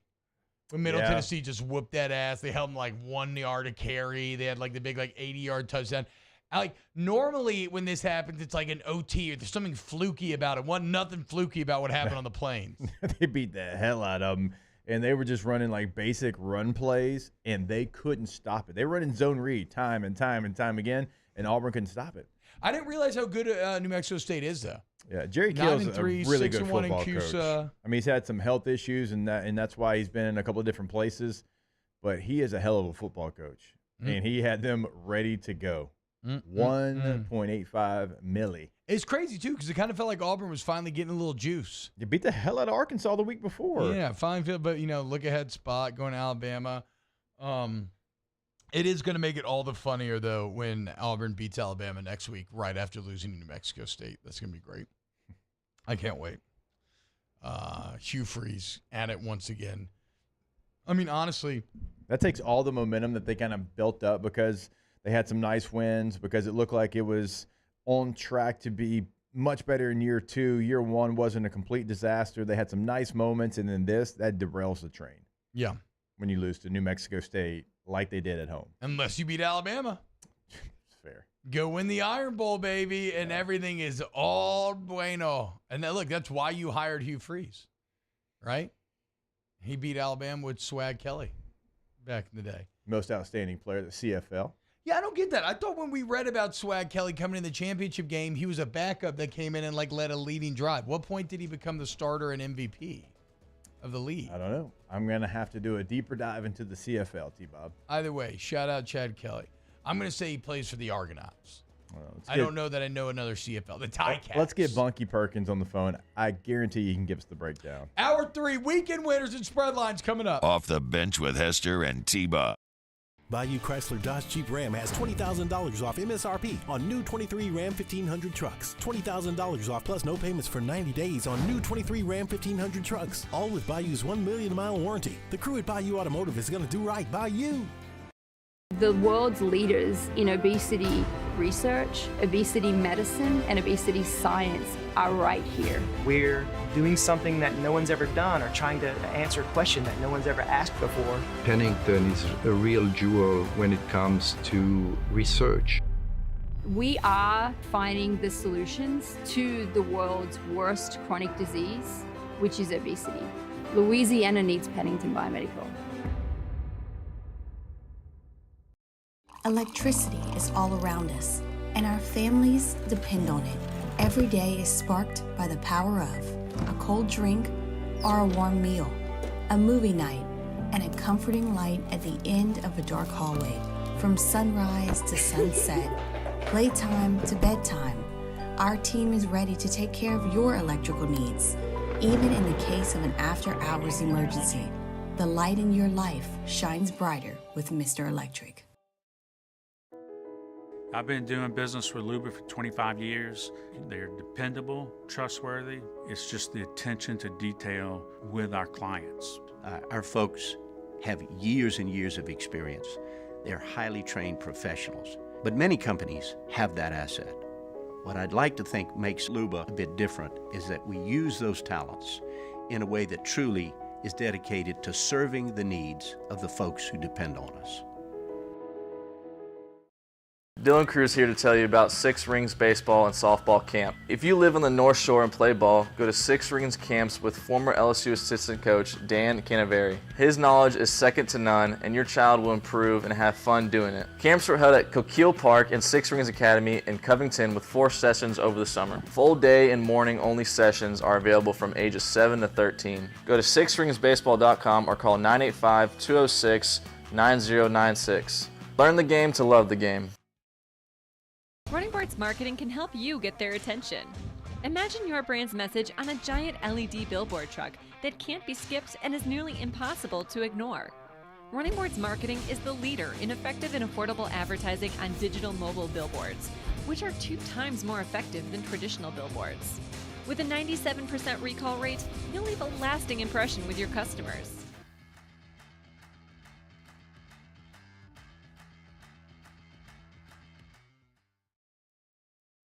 At Relief Windows, we're more than windows. We're windows, doors, hardy plank, and vinyl siding. But our number one product is always customer satisfaction. Visit us online at reliefwindows.com.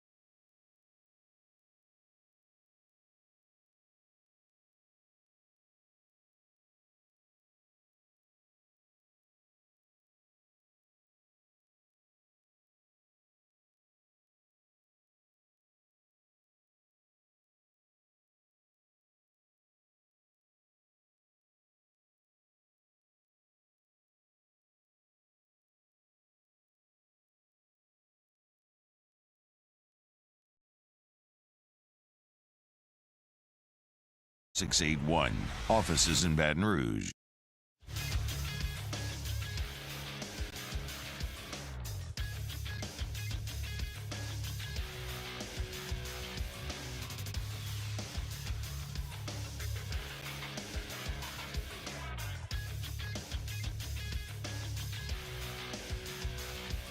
Good morning, everybody. It is 9 a.m. on Monday, November 20th. Today in Baton Rouge, expect cloudy skies with a high of 81. If you missed hours 1 or 2 of the show, you can now catch that up the on-demand section at 1045ESPN.com. And you can follow us on Twitter, Instagram, and TikTok at OTB_ESPN, or catch us on YouTube at the 1045 ESPN channel. Hour number 3 of Off the Bench, live from the Mercedes-Benz of Baton Rouge studio, starts now. Let we go! All-Star Toyota presents Off the Bench with Jacob Hester and T-Bob Hebert. Yeah. Off the Bench with Hester and T-Bob. Hey, Peter, they said I got to come off the bench. All-Star Toyota presents Off the Bench with Hester and T-Bob. Yo. Yo, what up, y'all? Welcome in hour number 3 of OTB. And it's time for some weekend winners. A little opening salvo brought to you by Skull Axe Throwing. That's right, SKAL. Skull Axe Throwing, now open off of Lee, right by Mike Anderson's. And if you're looking to have some fun this week, whenever you want to go to Skull, remember right now you go to gcaxe.com, gcaxe.com. Code EARLYBIRD gets you 20% off if you want to book ahead of time. Girls' night, boys' night, date night, beer, food, axes. It's all there for you at Skull Axe. And remember, boys, not this Thursday, but next Thursday, Team OTB, we can throw some axes. We're going to see who the most manly of us all truly are. Looking forward to that. All right, let's dive in to little weekend winners. That's how winning is done. That's right. We can't have anyone freak out there, okay? We've got to keep our composure. We've got too far. I'm by winning. I win here and I win there. Now what? Are you doing what it takes to win a championship? Wow, winning. Well, then I guess there's only one thing left to do. What's that? Win the whole thing. Smithsonian just came out with their 10 best history books of 2023, and there's a new Mary Beard Roman book on there. Let's freaking go, dude. Weekend winners. The Detroit Lions, man, continue to roll right along. Remember, Jared Goff almost broke the record earlier this season for most passes without interception. Then on Sunday, he throws 3 picks against the bad Bears team, right? In the past, Jared Goff crumbles, they lose, yada, yada.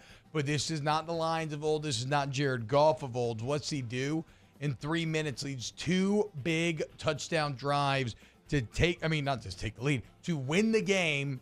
And now the Detroit Lions are 16-4 since last Halloween. For context, the Eagles are 16-4 in their last 20. Kansas City's 17-3, and Dallas is 13-7. You know, some of the teams that thought to be some of the best in the league. Shout out The Detroit Lions, simply incredible stuff, man. And Jared Goff continues to be one of the better stories in the entirety of the NFL. Yeah, absolutely love it. For the first time in forever, maybe even some of the lifetimes here in this room, the Detroit Lions will play a meaningful Thanksgiving Day game. Who they got? I haven't even looked at the Thanksgiving schedule. Who they got? I don't even know. Oh, you just mean like in terms of yeah, true. Like yes. Their record, they're not the same Detroit Lions, and like it's a game that is going to involve a good football team. We got Packers, Lions, Commanders, Cowboys, 49ers, Seahawks. Wow, Packers, Lions, shoes really on the other foot, huh? Yeah. The turntables have 49ers, Seahawks. I wish, Seahawks, if they would have, made that field goal yesterday, probably makes that game a little more interesting. But again, first time that I can remember Detroit having a game on Thanksgiving that is going to be, a good football team, Detroit, trying to move forward and win their division. Yeah. They also beat Aaron Rodgers in his last game in Green Bay, so kind of coming full circle with Packers-Lions ahead of this matchup. It's just to kick this all off. They've been playing great since last year. I mean, they finished the season last year incredibly hot, and they've picked that up. I mean, this year they beat the Chiefs opening week, and I know they've had a couple of losses, and only one of them bad against the Ravens, but they've completely different team with Dan Campbell. Watch out, dude. Dan Campbell gets down to A&M. It's gonna be scary season for us here at LSU. Yeah, I don't think that's gonna happen. Weekend winner Harrison Mevis, the kicker for the Missouri Tigers. The thicker kicker, yes. He made a game-winning field goal against the Florida Gators, his second I know of. Remember, he hit the 60-plus yarder against Kansas State to win that football game, but Harrison Mevis goes out there, hits the game-winning field goal, and does my favorite thing. He mocks the Florida Gators with the Gator Chomp, and they close out that game 33-31. Missouri now 9-2 on the year. They have Arkansas in their last game. Fully expect them to be 10-2. Shout out to Eli Drinkwitz, Blake Baker, a couple of guys that know well, and they deserve to be exactly where they're at. So happy for those guys. And we're talking during one of the breaks. This is a game in which if you want to take that next step, if you want to go from a nice story to a great team, you have to win games like this. Games where you don't maybe have your best stuff, and the other team comes out and, Florida played well in this contest. You have to find a way. Well, Missouri found a way, and the thicker kicker gets it done mocking the Florida Gators. Good season in Como, dude. They've had a lot of fun there, except when the LSU Tigers came to town. And also, like, them winning this game, that does – it helps in some of the situations and conversations we're having, now with what Jaden Daniels did against Missouri. Oh, absolutely. True. Oh, let's keep it in the SEC with my first weekend winner, Sam Pittman. He's going to stay the head coach at Arkansas. They announced that after they beat FIU 44-20. That's a winner for us, maybe loser for Razorbacks? Yeah, maybe so. Razorback fans are mad. It's a winner if you're Sam Pittman. Yeah, well, especially considering they fired the OC, keep Sam Pittman. I had talked to a couple of my Razor bros, and they were of the mindset that they wanted John Smith or keep Pittman. They didn't just want to fire. They didn't want to fire Pittman without like a plan or go straight into a search. They wanted to see if they could snag Jonathan Smith at Oregon State. I'm sure inroads were made. If that got shut down, then it kind of makes it's not the worst thing to go back to Pittman. Yeah, I mean either way, he's a winner. Gets to stay at the school. You know why that's funny, right? No, it's because you don't remember John L. Smith being the head coach. Of Arkansas. That's who I thought you were talking about. I knew what you were talking about, but it made me. I should say Jonathan. I just like saying John because of Pocahontas. I thought you were making a joke. I remember they ran back that kick that was like number 1 on SportsCenter where the guy broke like 7 tackles, ran backwards, and they panned to John L. Smith, and he's just a very funny looking person. Taylor, what you got? Yeah, weekend winner. Don't worry, T-Bob. I'm not going the Dallas Cowboys, but I am going Dallas Cowboys cornerback Deron Bland. He tied the NFL record at the halfway point. 4 interceptions returned for touchdowns, 1 more, and he has sole control of the NFL record. 6 interceptions, 4 returned for touchdowns. He wasn't even a starter this year. He's playing due to the injury to Trayvon Diggs, and he's came in, and I mean, right now he's in Defensive Player of the Year conversation. He looks like the best player on that defense, which includes Micah Parsons. He's playing really well. That's not Darren Sharper's record, is it? He's tied with about 4 guys, so okay. I'll look and see. Well, anytime you can get Sharper out of there, that's probably for the best. Weekend winner Joe Brady. How about it, boys? Calling plays. Joe Brady back calling plays once again. Bills dominate. Now, weekend loser, the Jets continue to try to make Zach Wilson happen. I just don't know. I think they're up to 62 out of the last 65 drives now where they failed to score touchdowns or something just absolutely absurd. But yeah, our guy Joey B back in the booth. Well, so it's weird, right? Joe Burrow, Joe Brady, the tandem that changed all of our lives, a tale of two weekends. As weekend winner, Joe Brady and the Bills. Weekend loser, Joe Burrow and the Bengals, as Joe Burrow going to be out for the season. The thing you never want to hear as an NFL fan, essentially your season coming to an end, especially. Okay, Peter King laid this out, dude. What an insane, I got to find in my notes here. Or actually, it probably didn't get printed because I added it late. What an insane few days for the AFC North. Think about this, Jake. Last Sunday, we're talking about a division where all four teams can make the playoffs. Yeah. You had 7-2 Baltimore, Pittsburgh's 5-3, Cleveland's 5-3, Cincinnati's 5-3. On Sunday evening, the Ravens and Bengals both lose. Browns and Steelers win. On Monday, Deshaun Watson is announced out for the year. Later, we figure out in the week that Joe Burrow is going to be out for the entirety of the season. And now you have a conference where, I mean, who are the quarterbacks right now? DTR in Cleveland. You got DTR in Cleveland. You got Jay Browning in Cincinnati. Or A.J. McCarron. I think it's going to be one of those two. Probably Browning first. A.J. backing him up for now. Huntley with the Ravens. No, you still got Lamar Jackson. Still got Lamar. You still got Lamar. Kenny That's Pickett what I'm saying. with the Steelers. And then who? Oh, yeah, and then Kenny Pickett, right? I mean, bro, that division looked like the best of football. In a week, they basically just completely fall apart, dude. Sucks. As we see Matt Canada talking to Kenny Pickett here on the TV in the studio, they've been outgained every game this year. The Steelers have. That's hard. Dang. It's hard to do. Like, you can luck into one of those games. I mean, because the record's not that bad. This tells you how good the defense has been playing compared to the offense. So, yeah. I mean, Mike Tomlin. Weekend winner for me, the Iowa under hits yet again. They win 15-13. Didn't cover the 3 that we needed them to cover, but the under hits again. It was 32.5, 28 total points scored in this game. They have hit the under, I think, every single time this year. Definitely every time. I mean, it almost doesn't matter what you put it at. They are going to have that number hit. And there's a chance, a real chance, that we could see Iowa versus Ole Miss potentially in a New Year's Six bowl game. That would be perfect. The Ole Miss offense against the Iowa defense. What would that number look like? I don't know, but I need to see that matchup. Boys? My final weekend winner is Jose Alvarado. He's going to play this week. He hasn't played since February 27th of 2023. I think the Pelicans have really missed him. The Pelicans have been kind of up and down lately, broke that losing streak, lost to Minnesota on Saturday. But having Alvarado back, even just from an energy standpoint, going to be big. So, obviously, Saturdays are taken up with college football. So, unfortunately, I mean, the Nuggets game was awesome. Was that Friday? That was Friday night, Nuggets game was awesome. The Skeletons are one of my weekend winners, which are the streets are calling the midseason tournament Voodoo Pelicans.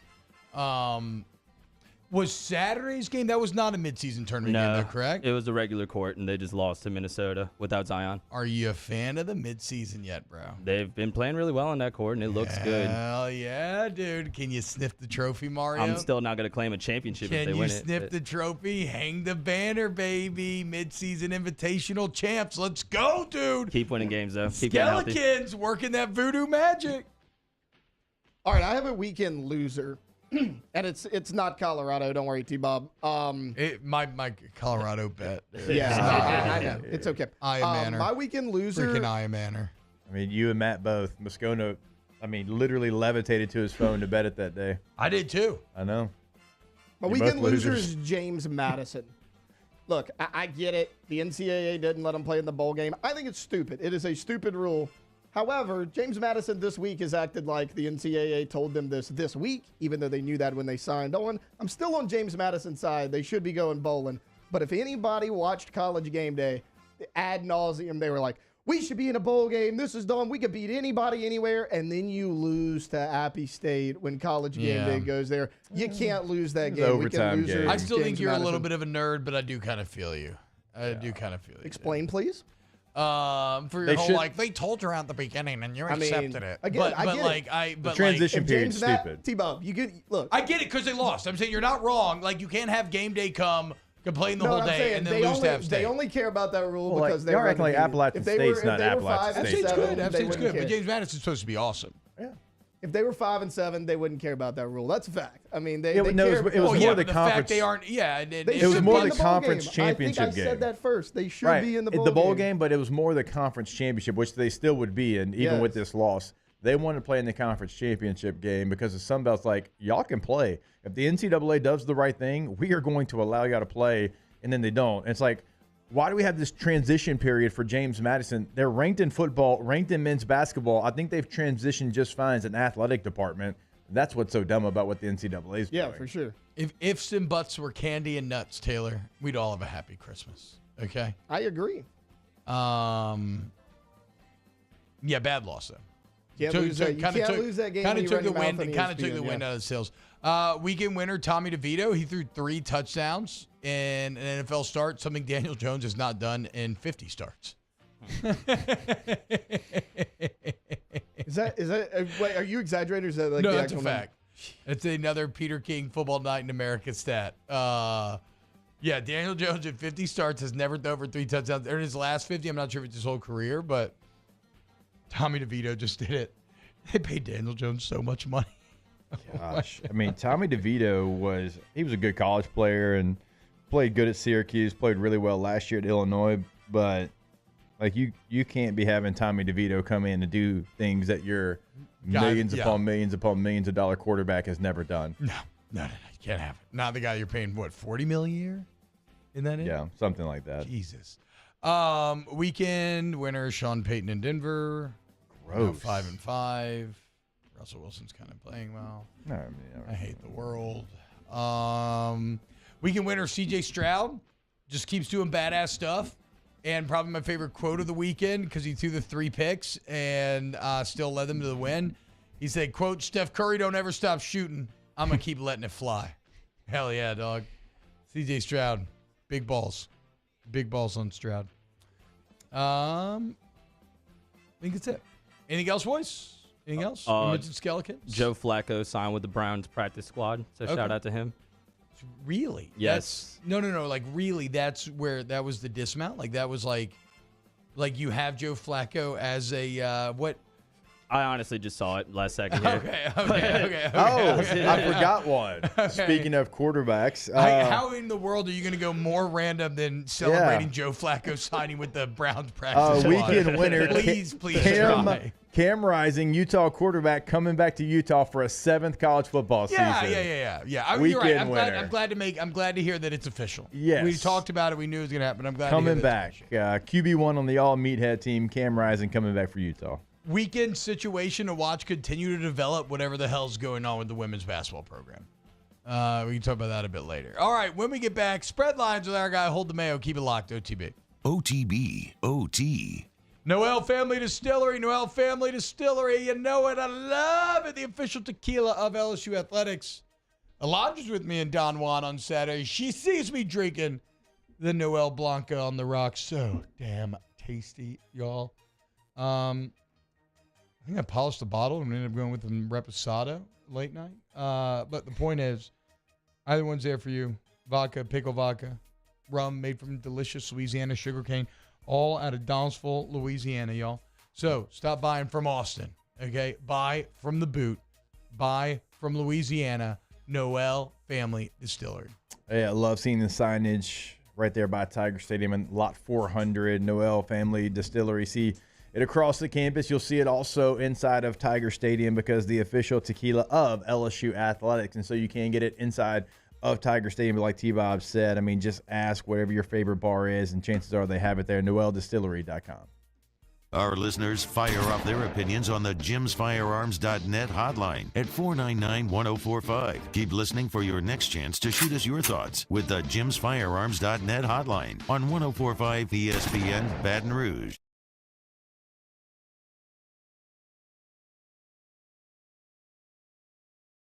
Right off the bench, live at lunch, Hunt Palmer. And after further review, Citizens Bank and Trust brings you the poll of the day via Twitter at 1045 ESPN. The Windsor Senior Living Community in Mandeville, Louisiana is a beautiful, vibrant apartment community geared towards seniors. They are nestled right in the heart of Mandeville, where seniors live a more carefree lifestyle in spacious apartments with the peace of mind that comes from having a little extra help. Call the Windsor at 985-624-8040 to schedule a lunch and tour. Come see how the Windsor can be your passport to peace of mind. At Relief Windows, we're more than windows. We're windows, doors, hardy plank, and vinyl siding. But our #1 product is always customer satisfaction. Visit us online at reliefwindows.com. Oh, by the way, we do shutters too.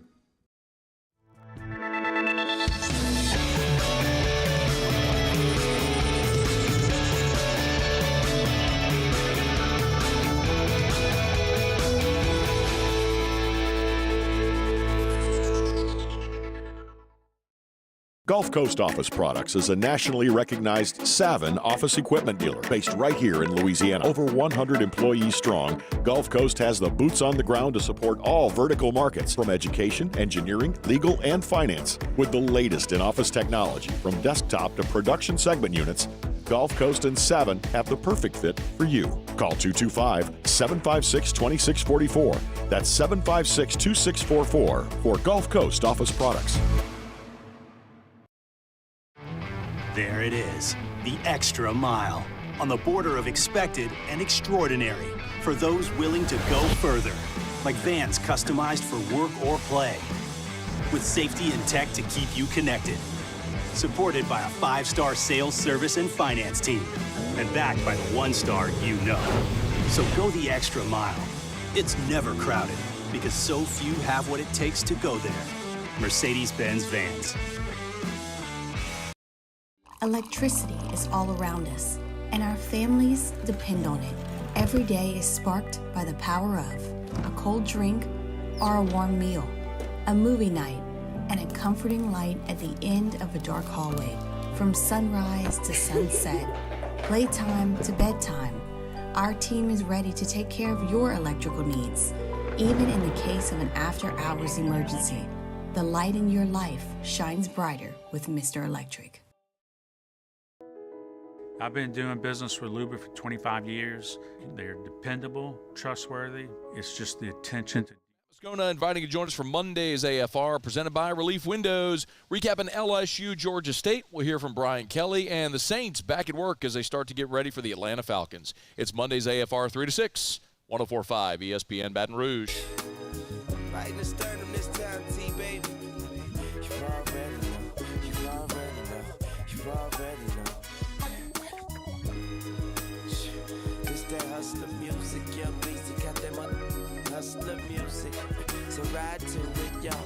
Vibe to it, y'all. OTB, OT, with Hester and T-Bob on 104.5 ESPN Baton Rouge and 94.7 ESPN Alexandria. Tanning, y'all. Welcome back to OTB. It's time for some spread lines with our guy, Dem Snow, a.k.a. Hold LeMayo. Dev, what up, dog? Yo, what's up? Free James Madison till it's backwards. Yeah. Falcons 8 week. Bo Nix. Dude, I love that the Heisman thing is coming down to Bo Nix and Jaden Daniels and Penix, because it just I honestly forgot how much of a laughing stock Bo Nix was in the SEC. I had to be reminded. It is crazy. We used to call him Bo Picks. Dude, there was like so many ongoing jokes for Bo Nix. And then next thing you know, I knew it in the beginning of the year. When I saw him at Oregon, or at the beginning of last year, when I saw him at Oregon, I was like, bro, they about to build this dude up. They got all the nice uniforms. You know, it's almost like you're making a new human. But we remember. It is crazy. I mean, the one thing I would say about Bo Nix's style of play, Jake, and this is unfair probably, because he is having an amazing year and he's completing like 77% of his passes or something absurd. But a lot of it is underneath stuff. you know? Yeah. Not that matter. Not that like I'm not trying to be too much of a hater, maybe just like a little petty. Like now I am going to get into just going straight fanboy here because how Bo Nix is doing it and how Jaden Daniels is doing aren't really close. Bo Nix is a lot of underneath stuff, letting the guy run. And don't be wrong, guys like Malik are great at yak and everything, but like Jaden's busting. I mean, he leads the nation in yards per carry. He's doing these incredible deep balls, 20-yard plays. He has more than any other team. It's just it's just not the same. There's so many more traits about Jaden Daniels that are like Heisman traits. Yes. You know what I'm saying? Yes. Like over the game. You know what I'm saying? Do like amazing highlight thing. You know, like what is the highlight for Bo Nix? You know what I'm saying? Like, no, like there's no like where's like his 51-yard touchdown run that blows your mind with how he's cutting through the defense. He throws like an 80-yard touchdown where he just throws like a crossing route at 5 yards depth, and then Troy Franklin runs it in. And I say this from a position of where, I mean, y'all remember me after the Florida State game. Yeah. I was super critical on Jaden Daniels, dude. I never would have saw this coming. I'm just gonna be honest. Well, you would have listened to me. I definitely knew he was going to lead the country in every passing category and was going to win the Heisman. Like, I knew it. I told you. You should have listened to me, dude. Oh,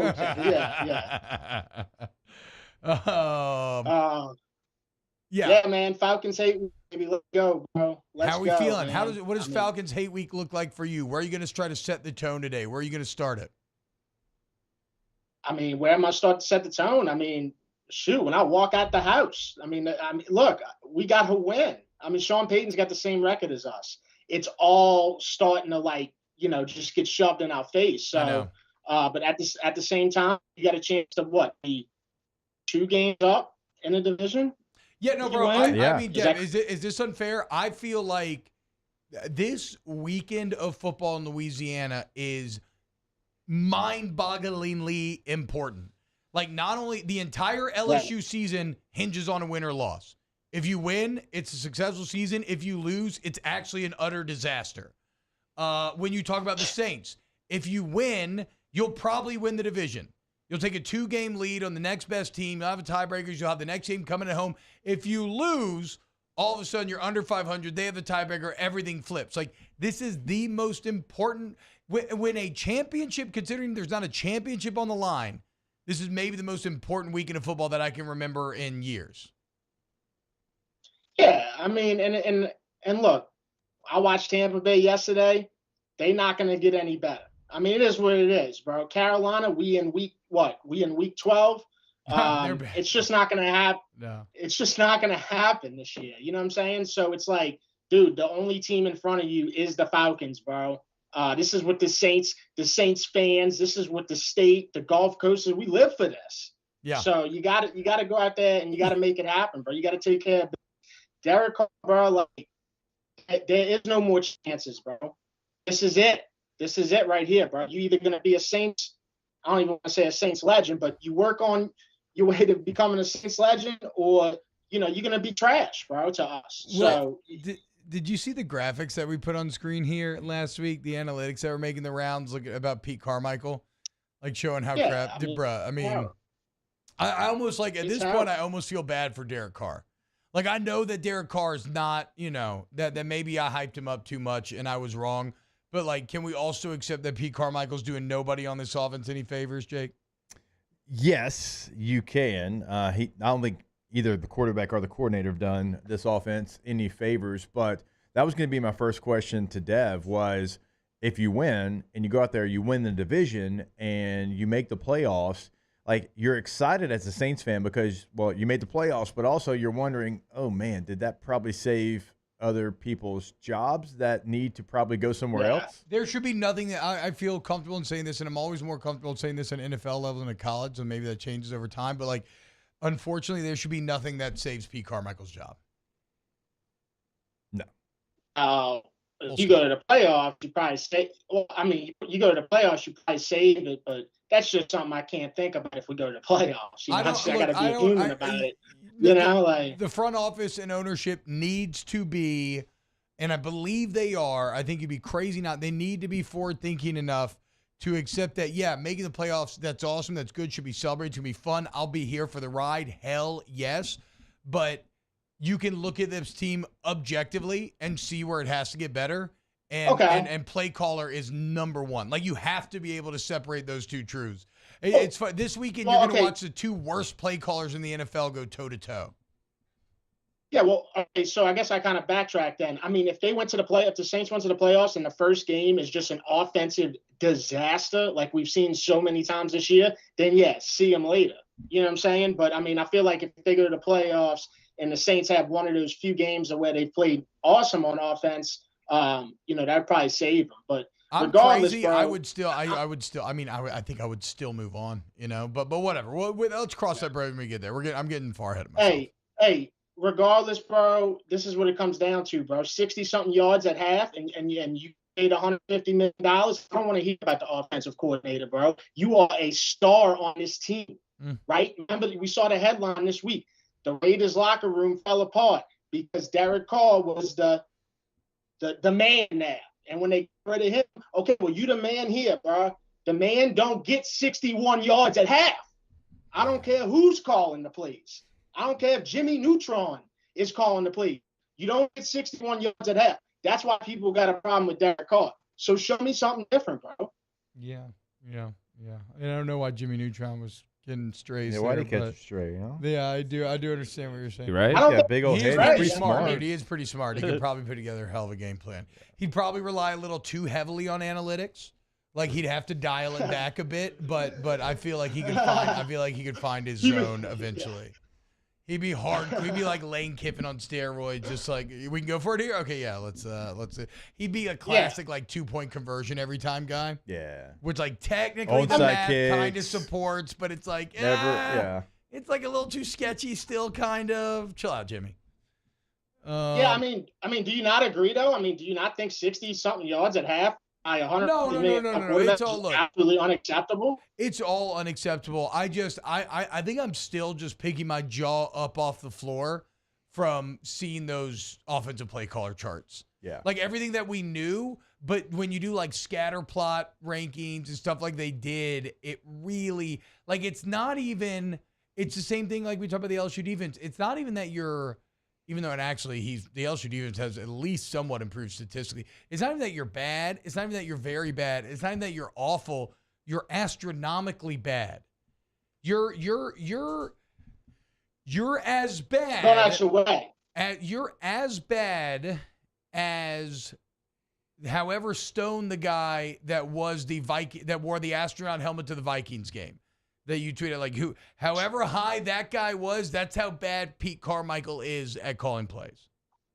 Those things those things always fascinate me too. Like when people do stuff like that, like the astronaut helmet guy, because it's we all human, bro. We all got that self-realization moment walking out the house with something on. Yeah. And he did it because Josh Dobbs is a rocket scientist. No, I know, but to Dev's point, and I get it. There was multiple NASA uniforms in the crowd. I like to dress up as well. It's just funny to think about, just going to walk around with this astronaut helmet on all day. It's like my wizard costume. Grown men. Yeah, grown men. I mean, it's cool. It's all good, man. Live your life. But, there's that self-realization to walk out the house with the astronaut helmet on. And this guy was courageous enough to keep walking, man. He buckled up his seatbelt with the astronaut helmet on. He probably pumped some gas with the astronaut helmet on. This guy was having a good time. So shout out to him. Had to be high as giraffe snot, to put on. I mean, you wearing an astronaut helmet, bro, to the football game. I don't care if it's for Josh Dobbs or not, bro. You definitely high. No, I think I disagree. I disagree with y'all see some of the people that line up the Superdome right there in the first row. Yeah, it's a wild. I think Dev's saying this applies to all of them. It's not just the astronaut helmet. Being an NFL super fan is it's a wild thing. It's got to be a wild game day experience. Where dude, my boy Ben dresses up as Cyborg Saint. Oh, that's Cyborg Saint. Wait, the Ben's Burgers guy is Cyborg Saint? Yeah. What? Yeah. Oh, I never knew that. Yeah, these guys are roasted. Yeah. But I mean, no, the Saints got him. What you think, You think Whistle Monster's sober? Ain't no way. Hey, Boltman sober, okay? Wilson, I mean, that's impossible. Boltman went into the courtroom with his full costume on, okay? Oh, my God. I was about to say, the dude that dresses up as the Pope, well, I don't think he's alive no. That was like one of my friend's relatives, and he liked to have a good time too. So, I mean, to the be Saints, fair, the ones that dress up at. Wait, go ahead. Oh, I was just gonna say, I mean, Chiefsaholics out here robbing banks. Yeah. I mean, it's an interesting cast of characters, bro. I mean, and I get it. It's they're passionate about, like, everybody's nerdy about something, and those dudes are just mega nerdy about the NFL, and that's what's up. That's super cool, man. I love it. Every Sunday's like Comic-Con for them. I'm actually jealous. Yeah. Hey, let me ask y'all something, man, because I know y'all didn't really. Yes, I am going to Renfest. I'm going to Renfest Friday. I'm very excited. Thank you for asking.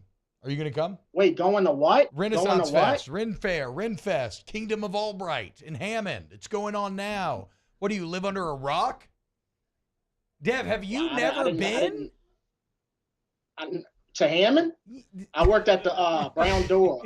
I worked at the Brown Door for 3 months. It was like the last 3 months I ever worked at a bar, and they had this thing called August Hot Nights or something like that. Like 1,000 people walked into the Brown Door, bro. I said I'd never work at a bar again, bro. It was miserable. Bro, it is a content gold mine. Bring the camera to Hammond. Go to Renfest. It's going to be so much fun. We could talk off air. Anyway, what did you want to say about Mario? Well, first of all, congrats, Mario. You gave me one of my few losses in fantasy, bro. Started the wrong dude, so congrats on that, bro. But, yeah, stuff. But he mentioned Zion, Zion rested, and I just look, bro. I've supported, defended Zion since day one, bro. There's been people, but like I've been one of the outspoken ones about defending Zion. Now we getting to the point to where whether it's his decision or not, bro, like I just don't agree with resting a 23-year-old, bro. Not this early in the season. Pelicans fans are so like at ease with this too, bro. Like they want to be like, hey, yeah, they doing the right thing. They want him to be healthy and et cetera, et cetera.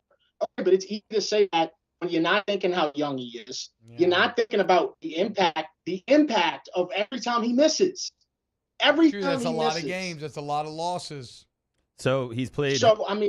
He's played not many games in his first 4 years. He's injured every year. I don't like it either. I agree with everything you're saying, but the Pelicans are just trying something different. But I do with this wonder, new staff that they hired because Zion wanted. I do wonder, though, does the data support it? I don't know, but because Kawhi Leonard misses games all the time, and he doesn't seem healthy. They never did this with Zion, though, and Zion's never healthy. So they're trying something different. No, what I'm saying, though, but like this is not a Zion alone idea. Like I said, like Kawhi, other guys are in the league. But for the Pelicans, data actually support not playing back-to-backs making you healthier? That's what I need to see. I'm not sure. We get it, but there's a lot of elements to that, bro. Like, go look at, like, Shy, I don't even know how to say his name, but the dude for OKC, that guy's around Zion's age. Yeah. Yeah, it's like, I get it if, like, LeBron is wrestling on a back-to-back. I get it if, like, Kawhi is wrestling on a back-to-back. I don't get it. Because, like, dude, it's not like Zion didn't rest for a whole year before this. He was resting a whole year before this. Yeah. It is kind of funny you say that, Dev, because I was one of the guys just falling in line, kind of accepting it, but it is a bit absurd. Yeah, I get it. I share y'all's frustrations. This is just the team's plan because the first 4 years he's never been on the court. They're trying to do something different. That's all it is. It's early in the season. Okay, well, that's fine. I'm just saying you lost when he sat out this past weekend, and then the last time he sat out on rest, you went on a losing streak. Do you want to be a consistent team? Do you want to get some momentum? That's just what it comes down to. For sure. We'll see as the season grows and you have more of a sample size of this. But that's, 2 games they've rested Zion? They lost Saturday night on the last second because Brandon Ingram missed a free throw before. Like, we'll see. It's something discussed throughout the season for sure. You lost. And if it's that close, that's just telling me if Zion plays, you win. All right. If Zion plays, you have at least 2 more points to where you up or something. That's the way that. At least we got Jonas Valanciunas. Yeah, I know that's lost in the shuffle, but watching those 2 giant European men bang in Nikola Jokic and Jonas Valanciunas was awesome, dude. Oh my God. Yeah. That was like ancient medieval warfare, watching them just like just battle down low. Yeah. Those are Says two- a lot about Jonas, bro. Says a lot about Jonas. That's all I can say. He's always ready to go to war. You know who's not sitting out on back-to-backs? Jonas. Yep. And it took a Just punctured, saying, it bro. took a He's been- punctured lung to put CJ on the side. A small Yes. puncture, for whatever Took a that's lung. worth. I still don't know what a small puncture is, but Seems serious either way. A slightly punctured lung. Dev, thank Hey, you so I what was tried going- to, hey, real quick, before that, I want to let you know, I tried the Dana White fast over the weekend. Dana White did 86 hours of just water. I was able to do 24. And I'm going to tell you, bro, once you get to 24, you start wanting to, like, talk to family, pick up the phone. It's really, You're losing a it's little a bit. dark place. It's a dark place, bro. You know what I'm saying? When you realize you haven't put nothing in your body for 24 hours, dark place, bro. During the week, bro, I've been doing like 18. 18's easy. I'll stop eating 18 at 8. is not. I'll stop. That's true. I mean, I am hungry at 3 when I finally get into it. I'm feeling it. Think about that. I mean, you sleep 8 or 7 or whatever, Yeah. and then you just got to go, 10 That's hours true. without eating. That's easy. That's true. The 24 is when it starts to break you. It starts to break you, bro. Yeah, for those that don't know, White did a 70. Well, he did 86, but it's supposed to be a 72-hour water fast, and he was looking shredded. I am gonna try it before like next beach trip or something like that, though, for sure, dude. I had to stop at 24 because I never fasted before, so I didn't want to go 72 and like. You can't. be on the You brink can't of just go death. 0 to 6. You got to rest. You can't go. I mean, you can't do back to backs. You got to rest, and then eventually your body will get ready for 4 Okay. days. You're the Okay. Zion Williamson of water fasting. Dev, thank you so much, man. Dev Snow, Hold All the right. Mayo, HTMsports.com/shop. Go get the merch. RB and R Day going to be on his way. That man has got to get to Renfest. I need, Dev? yes, I need Mayo vision of him breaking down Renfest. That would be fantastic. I would like to just have a camera on Dev and, on his face and the expressions it would have when someone walked by him in a certain. That's what I'm saying. Drinking Yeah. beers, hanging out. Oh my gosh. Maybe I can come with you Friday. All right, when we get back, more OTB. OTB, OT. Get Gordon. Get it done. Okay, the music, I forgot. Yeah, it's the holiday bike giveaway. The big Gordon bike giveaway is back once again. Remember, Jake, you got the website you're going to lead him to. But remember to go follow Gordon on social media, and then Jake will give you the website where you can go register. Gordon's favorite Christmas memory was getting a big shiny red bike under that tree, and since then he's been chasing that feeling and trying to give that feeling to others for years, and they're giving away a record amount of bikes this year. Follow him on social media at Get Gordon, and then Jake, where can I register to win? You can go to GordonGives.com, GordonGives.com, 488 bikes across the state of Louisiana. So like T-Bob said, to enter, follow on social media. Remember that handle is the same on all major social media at Get Gordon. Also go to GordonGives.com. Deadline to enter in the Baton Rouge or Hammond area, December the 7th. Deadline across the rest of the state is going to be November the 30th. GordonGives.com, GordonGives.com. In times of need, get a full list of phone numbers, websites, and other important emergency information on the Demco Stormwatch page at 1045ESPN.com.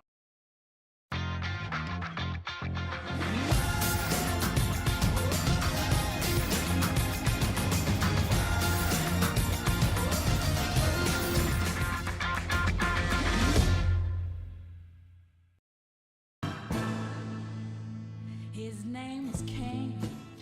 He had a horse along the countryside. I saw him ride. One day they found him.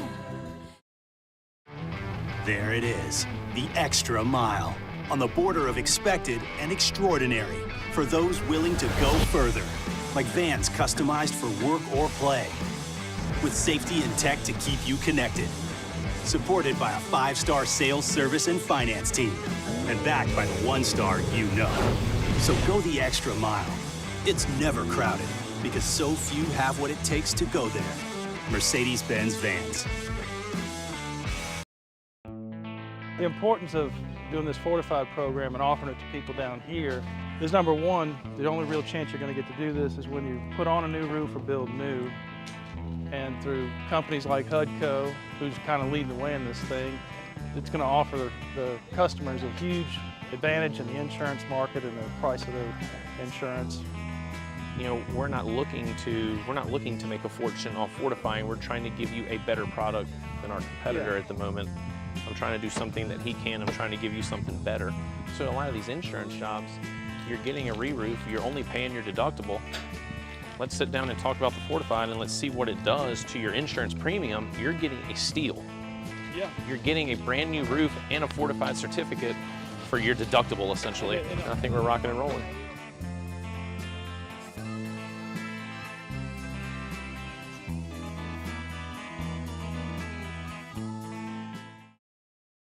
Running Boards Marketing can help you get their attention.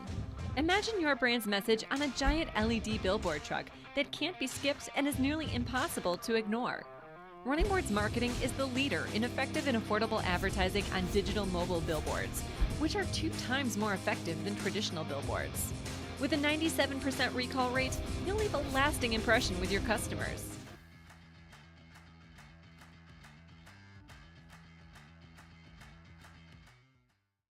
Gulf Coast Office Products is a nationally recognized Savin office equipment dealer based right here in Louisiana. Over 100 employees strong, Gulf Coast has the boots on the ground to support all vertical markets, from education, engineering, legal, and finance. With the latest in office technology, from desktop to production segment units, Gulf Coast and Savin have the perfect fit for you.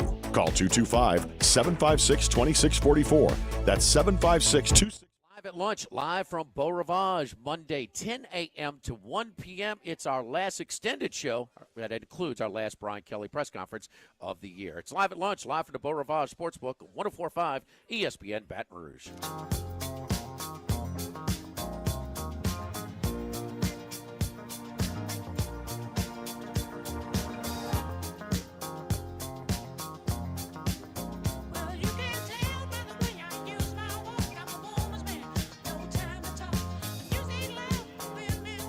OTB OT with Hester and T-Bob on 104.5 ESPN Baton Rouge and 94.7 ESPN Alexandria.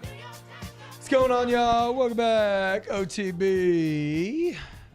So, I tweeted out some of the numbers we were talking about, and War Damn Research tweets me, how in the hell does LSU have so many losses? Y'all have argued the 2 best players in the SEC this year. I know, dude. I know, bro.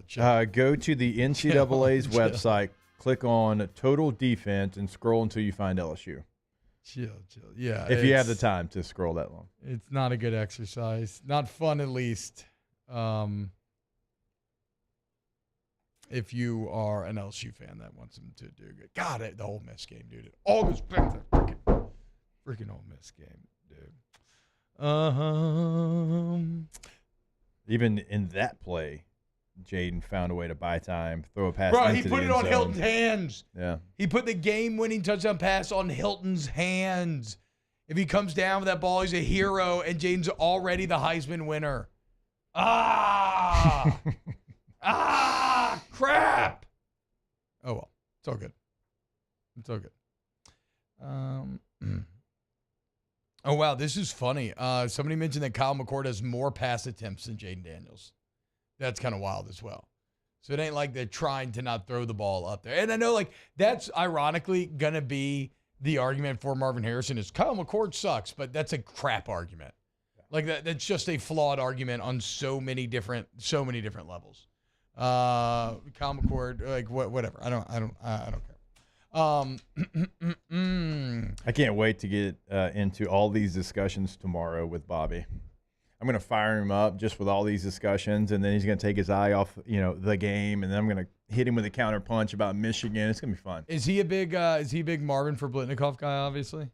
Oh, yeah. He thought he should be, in the Heisman conversation. Now, that was 2 weeks ago. Tell Bobby that plays on the Buckeye Cruise, but out here in Gin Pop amongst normal human beings, that issue. I forgot about the Buckeye Cruise. Yeah, tell Bobby to go back to the cruise and go take his shirt off again. Yeah, well, his shirt's already off. Yeah, always. I mean, I would be too, to be fair. That's not even a shot. If I looked like that, I would never wear a shirt. The man for his 40th birthday wanted to do Ohio State's conditioning test to prove to himself that he could still do it. God, such an idiot. I will not be doing that on my 40th birthday coming up in about a year and a half. I will be gambling on DraftKings again this weekend. DraftKings Sportsbook app, promo code Baton Rouge, all one word, Baton Rouge. If you're signing up for the first time, new customers, bet $5 on the NFL. You get $150 instantly in bonus bets. Guys, we got a lot of NFL football this week, okay? Incredible Monday night game tonight. Great Thursday games, Friday games, and then we back to Sunday, man. And remember, if you're a returning customer, excellent boosts, deals every single NFL game day. You can combine same-game parlays, multi-game parlays, live bets. The best place to play is DraftKings, and it's the most fun. The crown is yours. Remember, new customers, promo code Baton Rouge. Gambling problem, call 1-800-GAMBLER, 1-426-2537. Must be 21 or older, physically present in Louisiana. Select parishes only. Licensee partner, Golden Nugget Lake Charles. Eligibility and deposit restrictions apply. Bonus bets expire 168 hours after issuance. Terms at sportsbook.draftkings.com/football terms. How bad did the parlay sink this weekend, boys? Did we go 1-3? We went 2-2. 2-2, right? Okay, another 2-2 week. Okay, not bad. Not bad. All right, when we get back, let's close out the show. OTB, OT. Our listeners fire off their opinions on the jimsfirearms.net hotline at 499-1045. Keep listening for your next chance to shoot us your thoughts with the jimsfirearms.net hotline on 1045 ESPN Baton Rouge.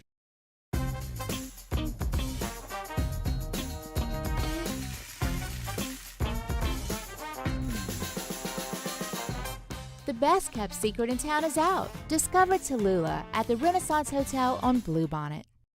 Follow us on Twitter at 1045ESPN to cast your vote in the Citizens Bank and Trust poll of the day. Vote daily inside Off the Bench, live at lunch on Palmer. And after further review, Citizens Bank and Trust brings you the poll of the day via Twitter at 1045ESPN.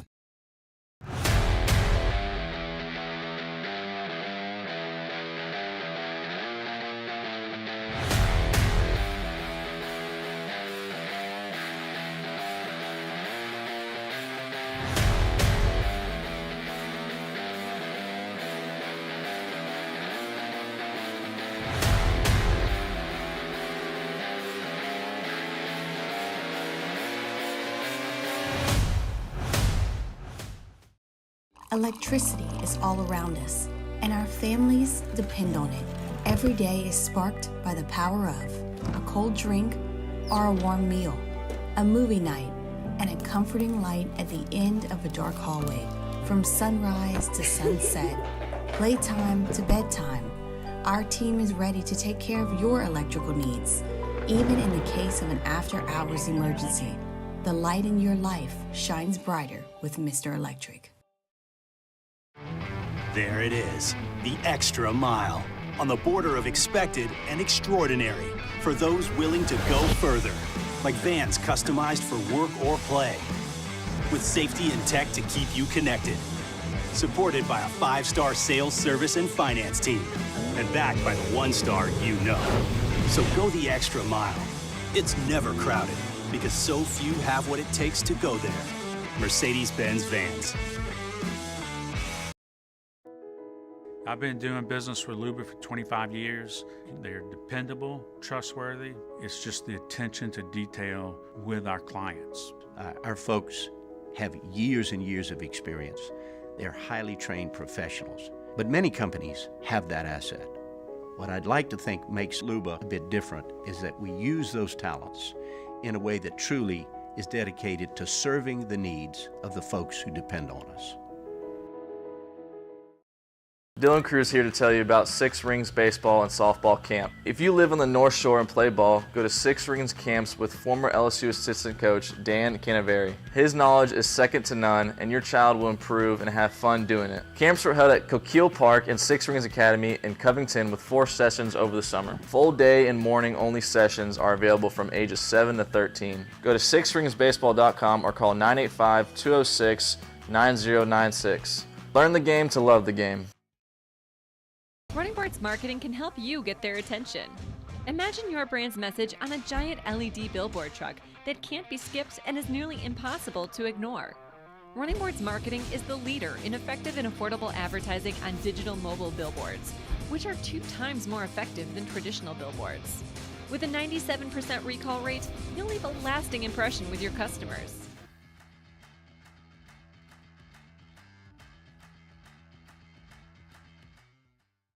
Gulf Coast Office Products is a nationally recognized Savin office equipment dealer based right here in Louisiana. Over 100 employees strong, Gulf Coast has the boots on the ground to support all vertical markets, from education, engineering, legal, and finance. With the latest in office technology, from desktop to production segment units, Gulf Coast and Savin have the perfect fit for you. Call 225-756-26. Join me for a Football Friday edition of the Hunt Palmer Show, presented by Cork's Cajun Fried Fish and Shrimp. Get you ready for LSU-Georgia State.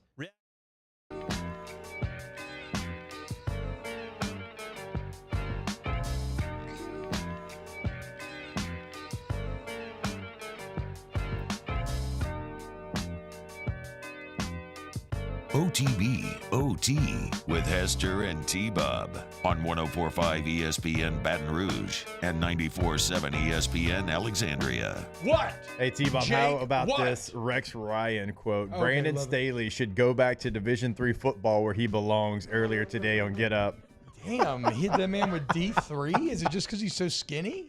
Well, he coached at John Carroll like 8 years ago. Yeah, I know, but like, come on, Rex, show some. I mean, That man said should go back to D3 football where he belongs. That's what I'm saying. Like, show some respect for the come up, dude. I don't know.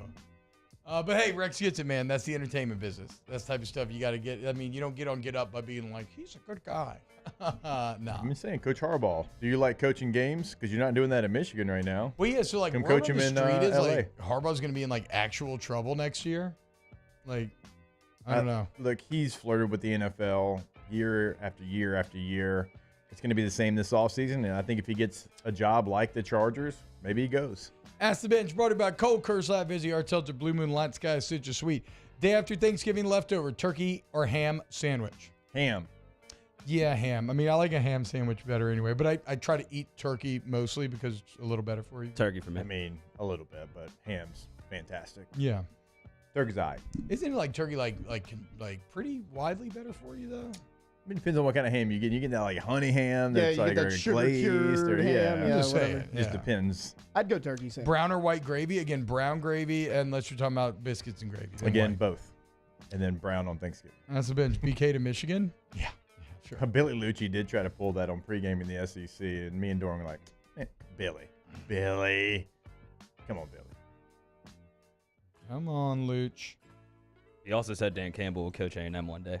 So some He said it on that, same situation. Wild He takes. was roommates with Dan Campbell, so. I know, but that's still never going to happen. Yeah, don't ever say never. I mean, I don't think it should, but. It would be the ultimate Aggie move. OTB OT. Like, if you want to talk about being cultish, leaving an NFL team where you're a beloved hero and have led this, like, awful franchise to its best year ever, and then you're like, nah, man, I got to go coach the Aggies. Like, nah, I don't think so, dude. I do think you should go to Patient Plus Urgent Care, patientplusuc.com. Life's unexpected moments for you and the family. You get in, you get better. The digital profile system is incredible. You just sign in on the iPad right when you walk in. You're in, you're out, bada bing, bada boom. You're on with your life. You're good to go. Ask about the Patient Plus Urgent Care membership while you're there as well. Unlimited visits, COVID testing, colds, flu shots, steroid shots, whatever you need. And if you go twice, you're already coming out ahead, guys. Patient Plus Urgent Care. So if you want more information about what T-Bob just told you about becoming a member, it is right there, patientplusuc.com. It is right at the top of the website. You can learn more information, only $20 a month, patientplusuc.com. Get in and get better. His name was Cain. He had a horse along the countryside. I saw him ride. One day they found him. Gulf Coast Office Products is a nationally recognized Savin office equipment dealer based right here in Louisiana. Over 100 employees strong, Gulf Coast has the boots on the ground to support all vertical markets, from education, engineering, legal, and finance. With the latest in office technology, from desktop to production segment units,